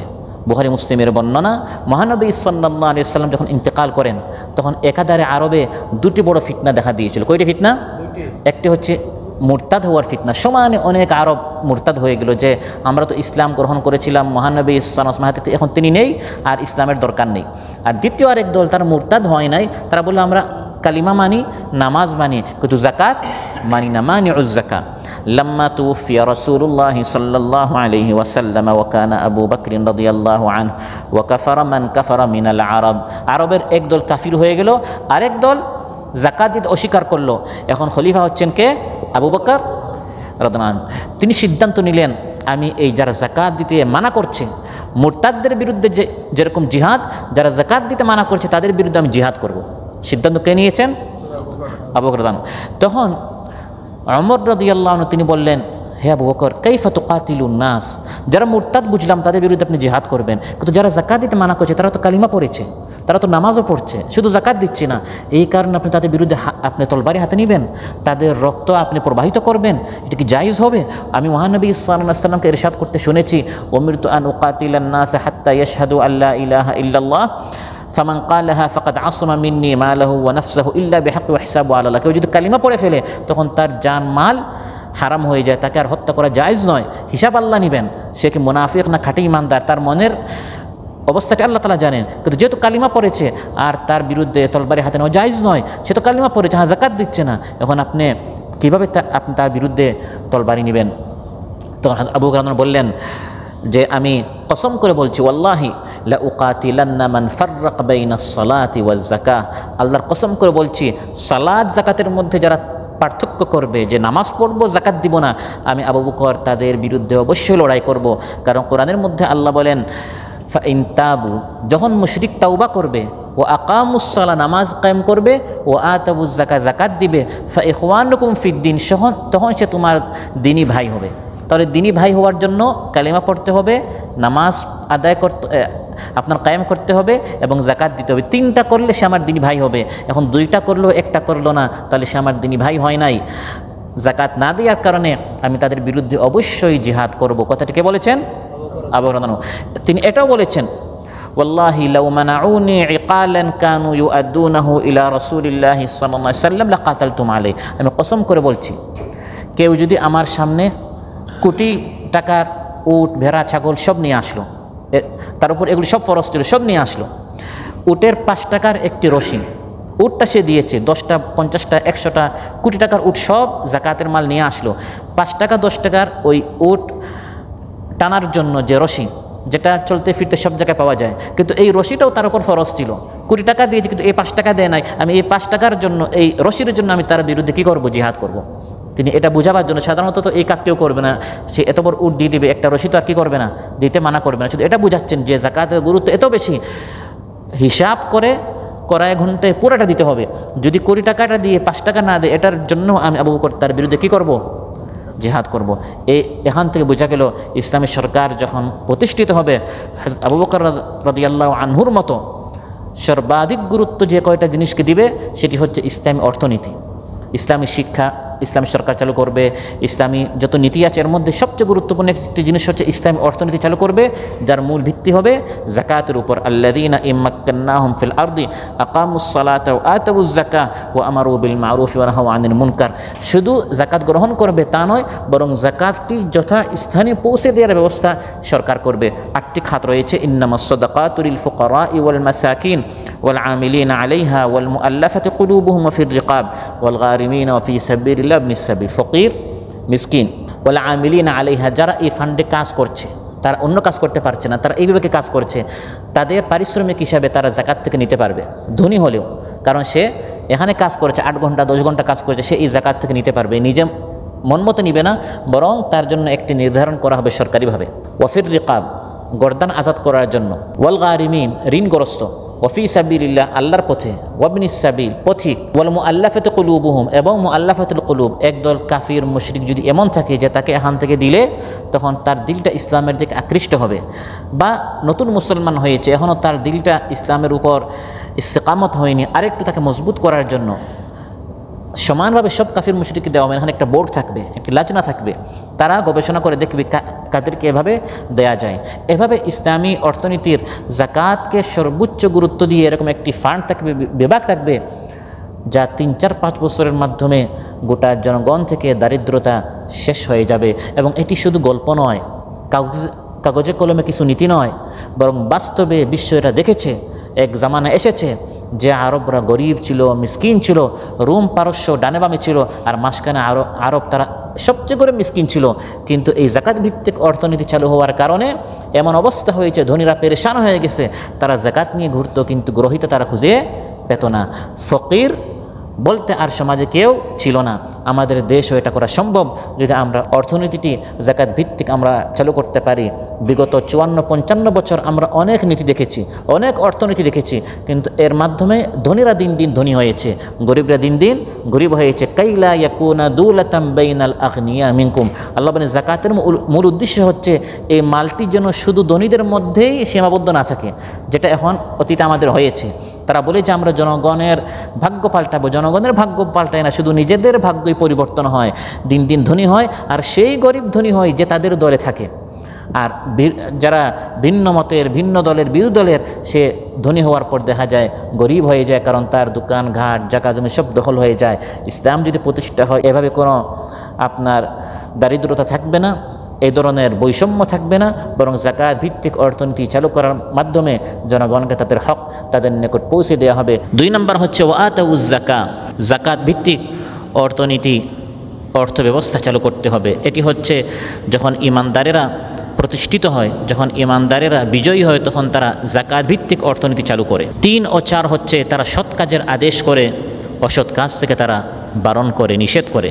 সৎ কাজের আদেশ, আল্লাহ তাআলা বলেন ওয়া আমারু বিল মারুফি ওয়া নাহাউ আনিল মুনকার। ইমানদারেরা যখন বিজয়ী হয় তখন তারা সৎ কাজের আদেশ করে, অসৎ কাজ থেকে নিষেধ করে। সৎ কাজের আদেশ ও অসৎ কাজে নিষেধ মানুষের প্রতি আল্লাহ তাআলার অর্পিত গুরুত্বপূর্ণ একটি দায়িত্ব, এবং এই দায়িত্বটি এই উম্মত পালন করার কারণেই মূলত এই উম্মত শ্রেষ্ঠ উম্মত হয়েছে। কুনতুম খায়রা উম্মাতিন উখরিজাত লিন-নাসি তা'মুরুনা বিল মা'রুফি ওয়া তানহাউনা আনিল মুনকারি ওয়া তু'মিনুনা বিল্লাহ। আল্লাহ তাআলা বলেন তোমরা হচ্ছে শ্রেষ্ঠ জাতি। শ্রেষ্ঠ জাতি কেন? আমরা কি কাজ করি? আল্লাহ তাআলা বলেন তা'মুরুনা বিল মা'রুফ, সৎ কাজের আদেশ করো, ওয়া তানহাউনা আনিল মুনকার, অন্যায় কাজ থেকে বারণ করো, নিষেধ করো। এই জন্য কুনতুম খায়রা উম্মাহ, তোমরা হচ্ছে শ্রেষ্ঠ জাতি। এখানে লক্ষণীয় বিষয় হচ্ছে আল্লাহ তাআলা বলেন যে ইমানদারেরা সৎ কাজের আদেশ করে, সৎ কাজের অনুরোধ করতে আল্লাহ তাআলা বলেন নাই। ইমানদারেরা যখন বিজয়ী হয় তখন তা'মুরুন, আমর, হুকুম করে, অর্ডার করে। সৎ কাজের আদেশ এক জিনিস, আর সৎ কাজের অনুরোধ আরেক জিনিস।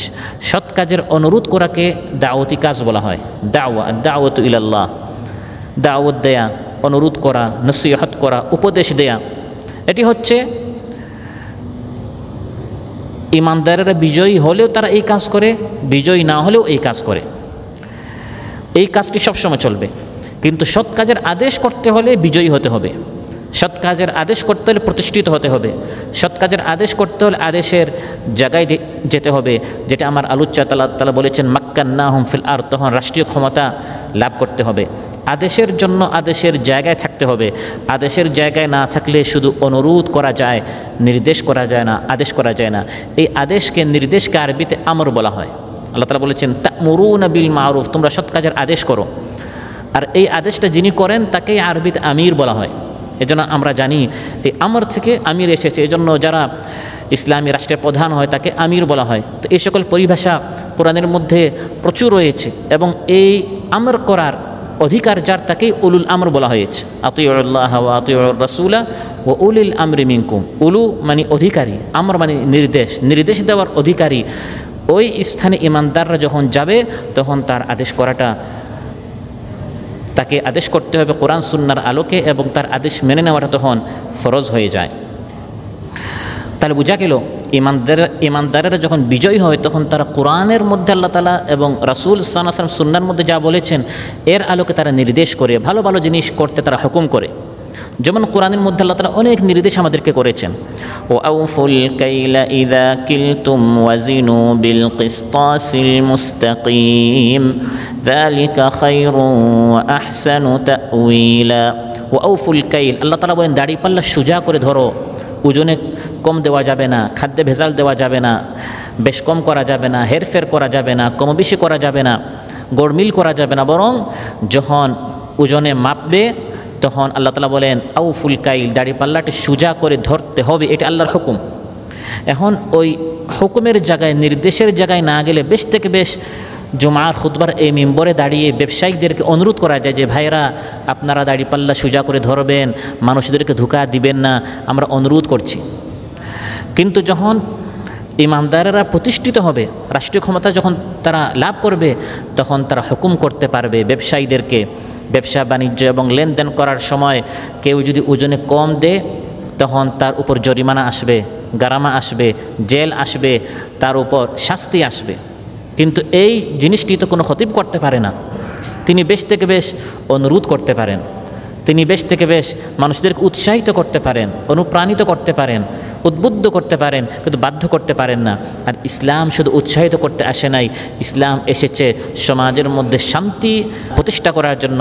আর শান্তি প্রতিষ্ঠা করতে হলে একদল মানুষকে একদিক দাওয়াত দিতে হয়, আর আরেকদল মানুষ শুধু দাওয়াত দিলে হয় না, তারা দাওয়াতটা গ্রহণ করবে না।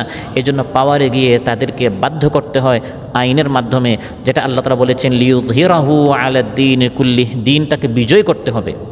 দিনকে বিজয় করে সেখানে কোরআনের বিধান চালু করে করে আল্লাহ তাআলা যেগুলো করতে বলেছেন এগুলো করতে অর্ডার করতে হবে, হুকুম করতে হবে।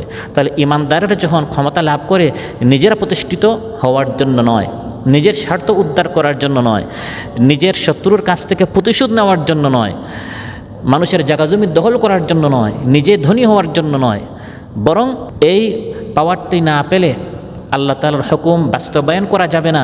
এই পাওয়ারের মাধ্যমে আল্লাহর হুকুম বাস্তবায়ন করা। যেমন যে আয়াতটা আমি তিলাওয়াত করলাম, আল্লাহ তাআলা এটা বলেননি দয়া করে দাড়িপাল্লা সোজা করে ধরো, ব্যবসা করার সময় দাড়িপাল্লা সোজা করে মাপলে ভালো হয়, আমরা অনুরোধ করছি, দৃষ্টি আকর্ষণ করছি, এরকম করলে অনেক ভালো হয়, এরকম আল্লাহ বলেন নাই। বরং আল্লাহ তাআলা বলেছেন সোজা করে ধরতেই হবে। ওয়ালা তাকরাবুজ জিনা, জিনার কাছেও যাওয়া যাবে না, এটা আল্লাহর নিষেধ। ওয়া তানহাউনা আনিল মুনকার, জিনা, বেবিচার, বেহায়াপনা, বেলাল্লাপনা, অনাচার, অত্যাচার যা রয়েছে এগুলো থেকে ইমানদারেরা একদিকে খুতবা হবে, দার্স হবে, মাহফিল হবে, আলোচনা হবে, মানুষদেরকে বোঝানো হবে, কিন্তু একদল মানুষ তো বুঝবে না। এই জন্য এদের জন্য আইন দরকার। আইন করে করে আল্লাহ বলেছেন জিনার কাছেও যাওয়া যাবে না। এই ধরনের অশ্লীল ফিল্ম, বই, পুস্তক, ম্যাগাজিন যা আছে, পোস্টার ইত্যাদি, এগুলো নিষেধ করে দেয়া হবে। এগুলো যদি কেউ করে তাকে আইনের আওতায় আনা হবে, জরিমানা হবে, জেল হবে, শাস্তি হবে। এর মাধ্যমে সমাজের মধ্যে শান্তি প্রতিষ্ঠা হবে। ওয়ালা তাকতুলুন নাফসাল্লাতী হারামাল্লাহু ইল্লা বিল হক। আল্লাহ তাআলা বলেন অন্যায়ভাবে কাউকে হত্যা করো না। অন্যায়ভাবে কাউকে আমরা হত্যা না করি। হত্যা না করলে ভালো হয়, হত্যা না করলে আল্লাহ তাআলা খুশি হবেন, এরকম বলা হয় নাই। উৎসাহিত করেন, আল্লাহ হুকুম করেছেন অন্যায়ভাবে কাউকে হত্যা করা যাবে না। এই আয়াতটি বিগত 54 বছর আমাদের দেশে কত মাহফিলে আলোচনা হলো, কত খুতবা, কত তাফসির হলো, কিন্তু খুন খারাপি, হত্যা, লুণ্ঠন তো কমছে না। কারণ এই বিষয়গুলো আইনের মাধ্যমে বন্ধ করতে হয়। এই জন্য আল্লাহ তাআলা বলেন ঈমানদারেরা যখন ইম্মাক্কান্নাহুম ফিল আরদ, যখন জমিনে তারা প্রতিষ্ঠিত হয়, তখন তারা এই ধরনের যত মুনকার আছে, হত্যা, জিনা, ব্যভিচার, সুদ, ঘুষ, মাদক ইত্যাদি, এগুলো তারা তানহাউন নাহি, নিষেধ করে, আইনের মাধ্যমে তারা এগুলো বন্ধ করে। কারণ একদল মানুষকে আপনি যতই খুতবা, নসিহাত, ওয়াদ মাহফিল, তাফসির মাহফিল করেন না কেন, এগুলো তারা ভালো কাজ করবে না, তারা খারাপ কাজ থেকে দূরে যাবে না, বরং তাদের চরিত্রই হচ্ছে জিনা, ব্যভিচার করা, মানুষের মাল আত্মসাৎ করা, মানুষের সম্ভ্রম ইজ্জতের উপর আঘাত দেয়া, রক্তপাত করা, তার চরিত্রই খারাপ, যেটা আল্লাহ তাআলা কোরআনের মধ্যে বলেছেন ওয়াতারা কাসীরাম মিনহুম ইউসারিউনা ফিল ইসমি ওয়াল উদওয়ানি ওয়া আকলিহিমুস সুহত লাবিসা মা কানু ইয়ামালুন। একদল মানুষ আছে সব সময় গুনাহের দিকে দৌড়াতে থাকে, ইউসারিউন, দ্রুত গতিতে গুনাহের দিকে, অপরাধের দিকে সবার আগে, ও আকলিহিমুস সুহত, হারাম খাবার, জায়গা জমিন দখল করা, চুরি করা, ডাকাতি করা, এই সকল কাজে সে সবার আগে। এখন এই সকল লোকদেরকে শুধু বুঝালে হবে না, বরং কি করতে হবে? লাউলা ইয়ানহাহুমুর রাব্বানিয়ুনা ওয়াল আহবারু আন কাওলিহিমুল ইসমা ওয়া আকলিহিমুস সুহত লাবিসা মা কানু ইয়াসনাউন। যারা সমাজের মধ্যে আল্লাহওয়ালা হবে, আল্লাহর প্রিয় হবে, আলিম হবে, দিনদার হবে, তারা ইয়ানহাহুম, নিষেধ করবে। একদল মানুষ খারাপ কাজে দ্রুত গতিতে আসবে, তখন ভালো লোকদেরকে তাদের নিষেধ করতে হবে, এই কাজ করা যাবে না। তখন সমাজ থেকে এই সকল অন্যায় বন্ধ হবে। আর যদি আপনি নিষেধের জায়গায় না গিয়ে নিষেধ করেন, তখন সে আপনার কথা মানবে না। আপনি যদি আইনের জায়গায় না গিয়ে আইনটা হাতে নিয়ে নেন, বিশৃঙ্খলা সৃষ্টি হবে। সে এই খারাপ কাজ থেকে দূরে তো থাকবেই না, বরং উল্টা আর বিশৃঙ্খলা সৃষ্টি হবে। এই জন্য ঈমানদারেরা মাক্কান্নাহুম ফিল আরদ, তারা জমিনে প্রতিষ্ঠিত হয় আল্লাহর এই 30 পারা কোরআন এবং মহানবী সাল্লাল্লাহু আলাইহি ওয়াসাল্লামের সুন্নতকে প্রতিষ্ঠিত করার জন্য। আকামুস সালাহ ওয়া আতাউজ যাকাহ ওয়া আমারু বিল মা'রুফ ওয়া নাহাউ আনিল মুনকার, সালাত কায়েম করে, যাকাত প্রদান করে, সৎ কাজের আদেশ করে, অসৎ কাজ থেকে নিষেধ করে। রাসূল সাল্লাল্লাহু আলাইহি ওয়াসাল্লাম তিনিও সৎ কাজের আদেশ করেছেন। তার একটি গুণ কোরআনের মধ্যে আল্লাহ তাআলা উল্লেখ করেছেন, ইয়া'মুরুহুম বিল মা'রুফ ওয়া ইয়ানহাহুম আনিল মুনকার। তিনি সৎ কাজের আদেশ করেন, অসৎ কাজ থেকে নিষেধ করেন। তিনি সৎ কাজের শুধু অনুরোধ করেন না, হ্যাঁ অনুরোধ করেন, দাওয়াত দেন। আল্লাহ তাআলা বলেন আমার নবীর একটি নাম হচ্ছে ওয়াদাইয়ান ইলাল্লাহি বিইذনিহি ওয়া সিরাজাম মুনিরা। তিনি দাওয়াতি কাজ করেছেন, অনুরোধ করেছেন, কিন্তু একদল মানুষ তো অনুরোধে মানে না। তখন মহানবী সাল্লাল্লাহু আলাইহি ওয়াসাল্লাম ইয়া'মুরুহুম, আমর করেছেন। তিনি মদিনার রাষ্ট্রপ্রধান ছিলেন, রাষ্ট্রনায়ক ছিলেন। তিনি একদিকে খুতবা দিতেন, আর খুতবাটা তিনি যেখানে দিতেন এই জায়গার নাম আরবিতে বলে মিহরাব। কি বলা হয়? মিহরাব। আমরা বলি না যে ভাই মিহরাবের কাছাকাছি আসেন, এই জায়গার নাম কি? এই গুল জায়গার নাম হচ্ছে মিহরাব। মিহরাব শব্দটি হার্ব থেকে আসছে, হার্ব মানে যুদ্ধ। এখানে সব সময় অস্ত্র থাকতো সেই মদিনায়। একদিকে অনুরোধ করা হতো খুতবায়, অন্যদিকে পার্শ্বে এই লাঠি দ্বারা উদ্দেশ্য কারোর উপর জুলুম অত্যাচার করা নয়, বরং এর মাধ্যমে শান্তি প্রতিষ্ঠা করা। কারণ একদল মানুষ সোজা আঙ্গুলে তারা আল্লাহর দ্বীন মানবে না, তারা আইনের ভিতরে আসবে না, বরং তারা সবসময় অন্যায় কাজ করবে। এজন্য এটাকে মেহরাব বলা হয়েছে। এখানে হার্বের যুদ্ধের অস্ত্র রাখা হতো, একদিকে উপদেশ দেওয়া হতো, নসিহত করা হতো মিনবরে, অন্যদিকে অস্ত্র রেখে যারা এই নসিহতগুলো মানত না, বরং মানুষের উপর জুলুম, অত্যাচার, নিপীড়ন, হত্যা, খুন খারাপি, জিনা, বিচার করত, তারা যেন এই অস্ত্রগুলো দেখে তারা বুঝে যে ইসলাম একদিকে অনুরোধ করতে পারে, আবার ইসলাম এটা হুকুমের মাধ্যমে বাস্তবায়ন করতে পারে। যদি অনুরোধের মাধ্যমে এই কাজ করলে অনেক সওয়াব আছে, আখিরাতে আপনি জান্নাতে যাবেন, আর এই কাজ না মানলে জাহান্নামে যাবেন, এভাবে বলে বলে যদি সে কথাগুলো মেনে নেন আলহামদুলিল্লাহ, আর না মানলে তখন ইয়ামুরুহুম বিল মারুফ, সৎ কাজের আদেশ করতে হবে, নির্দেশ করতে হবে, ওয়া ইয়ানহাহুম আনিল মুনকার। রাসূল সাল্লাল্লাহু আলাইহি ওয়াসাল্লাম রাষ্ট্র ক্ষমতা হাতে নিয়ে যেমন সৎ কাজের আদেশ করেছেন, অসৎ কাজ থেকে নিষেধ করেছেন। ইমানদারদের একটি গুণ আল্লাহ তাআলা সূরাতুত তাওবা উল্লেখ করেছেন যে ইমানদারদের কাছ থেকে আল্লাহ তাআলা তাদের জান ও মালের বিনিময়ে জান্নাত ক্রয় করে নিয়েছেন। তারপরের আয়াতে আল্লাহ তাআলা বিস্তারিতভাবে এই ইমানদারদের বেশ কয়েকটা গুণাবলী উল্লেখ করেছেন। এর মধ্যে দুটি গুণ হচ্ছে আল আমিরুনা বিল মারুফি ওয়ান নাহুনা আনিল মুনকারি ওয়াল হাফিযুনা লিহুদুদিল্লাহি ওয়া বাশশিরিল মুমিনিন। ইমানদাররা সৎ কাজের আদেশ করে, অসৎ কাজ থেকে তারা নিষেধ করে, এবং সৎ কাজের আদেশ অসৎ কাজ থেকে নিষেধ করার জন্য পরস্পর সহযোগিতা করা দরকার। এটা একার পক্ষে সম্ভব নয়। এটার জন্য সৎ কাজের আদেশ করতে হলে ওই পজিশনে যেতে হবে, ওই স্থানে যেতে হবে, এবং ওই স্থানে যেতে হলে জনমত তৈরি করতে হবে, মানুষদেরকে কোরআন সুন্নাহ শিখাতে হবে, ইসলামী শিক্ষা চালু করতে হবে, ইসলামী তালিম চালু করতে হবে, ইসলামী তারবিয়াতের প্রয়োজন, কোরআন ক্লাসের প্রয়োজন, কোরআনের বৈঠকের প্রয়োজন, হাদিসের বৈঠকের প্রয়োজন, মাসনা আসরের বৈঠকের প্রয়োজন। এই ব্যাপক কাজগুলো একার পক্ষে সম্ভব নয়। কোরআনের মধ্যে আল্লাহ তাআলা বলেন এর জন্য ইমানদার নরনারীরা পরস্পর সহযোগিতা করে। ওয়াল মুমিনুনা ওয়াল মুমিনাতু বা'দুহুম আউলিয়াউ বা'দ। ইমানদার নরনারীরা পরস্পর সহযোগিতা করে। কি কি কাজে সহযোগিতা করে? ইয়ামুরুনা বিল মা'রুফি ওয়া ইয়ানহাউনা আনিল মুনকারি ওয়া ইউকিমুনাস সালাতা ওয়া ইউতুনাজ যাকাতা ওয়া ইউতিউনা আল্লাহ ওয়া রাসূলাহু উলাইকা সায়ারহামুহুমুল্লাহ ইন্নাল্লাহা আজিজুন হাকীম। ইমানদার নরনারীরা পরস্পর সহযোগিতা করে সৎ কাজের আদেশের কাজে, অসৎ কাজ থেকে নিষেধ, নামাজ কায়েম, যাকাত প্রদান। এই কাজ একার পক্ষে সম্ভব নয়। আল্লাহ বলেন পুরুষেরা পুরুষের অঙ্গনে, মহিলারা মা বোনেরা মা বোনদের অঙ্গনে মানুষদেরকে বুঝায়। ইসলামী সমাজ ব্যবস্থা প্রতিষ্ঠা করা, ইসলামী রাষ্ট্র ব্যবস্থা চালু করা, এর মাধ্যমে দেশে শান্তি এর পরিবেশ সৃষ্টি করার জন্য তারা পরস্পর সহযোগিতা করে, জনমত তৈরি করে মানুষদেরকে বুঝায়, সবাই এক দেহ এক প্রাণ হয়ে এভাবে মেহনত করে। অন্যদিকে মুনাফিকেরা, যাদের কথায় কাজে গরমির রয়েছে, নিজেদেরকে মুসলমান বলে দাবি করে, কিন্তু তারা বলে আমরা আল্লাহ মানি না, দিন মানি না, শরীয়ত মানি না, যাকাত মানি না। তাদের চরিত্র হচ্ছে তারা সৎ কাজে নিষেধ করে, অসৎ কাজের তারা হুকুম করে। যত ভালো কাজ আছে এগুলো করতে দেয় না, আর যত খারাপ কাজ আছে এগুলোর জন্য তারা চেষ্টা করে। কোরআনের মধ্যে আল্লাহ বলেছেন আল মুনাফিকুনা ওয়াল মুনাফিকাতু বা'দুহুম মিন বা'দ يأمرون بالمنكر وينهون عن المعروف ويقبضون أيديهم نسوا الله فنسيهم إن المنافقين هم الفاسقون المنافقون الله تعالى فتوى দিচ্ছেন এরা হচ্ছে মুনাফিক পুরুষ ওয়াল মুনাফিকাত মুনাফিক নারী তারা পরস্পর একজন আরেকজনের মতো তাদের চরিত্র হচ্ছে ইয়ামুরুনা বিল মুনকার যত মুনকার আছে অন্যায় কাজ পাপাচার খারাপ কাজ এগুলো করতে তারা হুকুম করে যাও অমুকের জায়গা দখল করে আসো একজন হুকুম করে আরেকজন এটা মানে অমুকের দোকান থেকে তুমি টাকা নিয়ে আসো চুরি করো ডাকাতি করো জায়গা দখল করো জমিন দখল করো চাঁদাবাজি করো টেন্ডারবাজি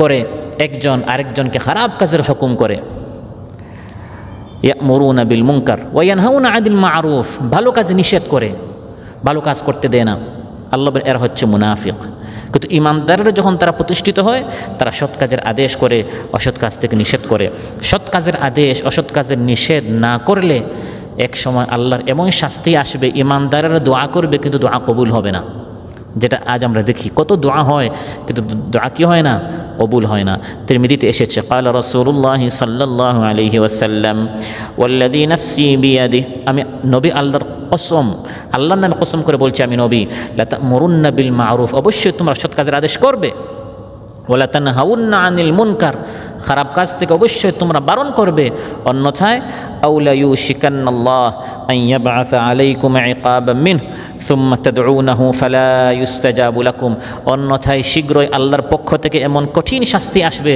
তোমরা দোয়া করবে তোমাদের দোয়ার কবুল হবে না সৎ কাজের আদেশ, অসৎ কাজ থেকে নিষেধ না করলে এরকম কঠিন শাস্তি আল্লাহর পক্ষ থেকে আসে। ইমানদারদের এই 4টি কর্মসূচি, তারা সালাত কায়েম করে, যাকাত প্রদান করে, সৎ কাজের আদেশ করে, অসৎ কাজ থেকে নিষেধ করে, ইমানদারেরা বিজয়ী হলে এই 4টি কাজ করে। এটা বলার পর আয়াতের শেষে আল্লাহ তাআলা বলেন ওয়ালিল্লাহি আকিবাতুল উমুর, প্রত্যেক ব্যাপার আল্লাহ তাআলার আজ্ঞাধীন, আল্লাহ তাআলার তদবিরের মুখাপেক্ষী, আল্লাহর হুকুম এর অনুমতি ছাড়া এই পৃথিবীতে একটি গাছের পাতাও নড়ে না। আল্লাহ তাআলা যেরকম বলেন এই পৃথিবী সেভাবে পরিচালিত হয়, সব কিছুর পরিণতি সেভাবে হয় যেরকম আল্লাহ তাআলা চান। ইমানদারের মেহনত করে জমিনে আল্লাহ দিন প্রতিষ্ঠা করার জন্য, কিন্তু আপনার হাতে প্রতিষ্ঠিত হবে না পরবর্তী প্রজন্ম, না 10-20 বছর পর, না 100 বছর পর। ওয়ালিল্লাহি আকিবাতুল উমুর, এই সিদ্ধান্ত আল্লাহর হাতে। আপনি যতদিন মেহনত করে যাবেন এই মেহনতের ফল, পুরস্কার আল্লাহর নিকট অবশ্যই পাবেন। আমাদের কাজ হচ্ছে মেহনত করে যাওয়া, ফল আসবে কিনা এটি কার হাতে? আল্লাহর হাতে। আল্লাহ সুবহানাহু ওয়া তাআলা আমাদের সবাইকে বলার চেয়ে শোনার চেয়ে বেশি আমল করার তৌফিক দান করুন। আল্লাহ তাআলা আমাদের সবার জান, মাল, সময়, যৌবন, জীবন পুরোটাই যেন আমরা আল্লাহর পথে দিতে পারি, আল্লাহর দ্বীনের জন্য যেন আমরা মেহনত করতে পারি, চেষ্টা করতে পারি। আল্লাহ তাআলা আমাদের সবাইকে তার দ্বীনের জন্য কবুল করুন। যারা অসুস্থ রয়েছেন আল্লাহ তাআলা সুস্থ করে দেন, যার যে পেরেশানি আছে আল্লাহ তাআলা পেরেশানি মুক্ত করুন। ইসলামের এই সুমহান অর্থনৈতিক ভিত্তিটি যাকাত সম্পর্কে আরও বেশি জানার, মানার, বুঝার তৌফিক দান করুন, এবং আমাদের বাংলাদেশে যেন এভাবে একটি সুন্দর সমাজ ও রাষ্ট্র আমরা দেখতে পারি। আল্লাহ সুবহানাহু ওয়া তাআলা আমাদের চক্ষুকে ইসলামী অর্থনীতির ভিত্তিতে একটি সমাজ প্রতিষ্ঠা হয়েছে এই দৃশ্য দেখার আমাদের সবাইকে তৌফিক দান করুন, এবং এই পথে আমাদের সবাইকে কাজ করার, মেহনত করার, সংগ্রাম করার আমাদের সবাইকে তৌফিক দান করুন। আসসালামু আলাইকুম ওয়া রাহমাতুল্লাহি ওয়া বারাকাতুহু। সুবহানাকাল্লাহুম্মা বিহামদিক আশহাদু আল্লা ইলাহা ইল্লা আনতা আস্তাগফিরুকা ওয়া আতুবু ইলাইক।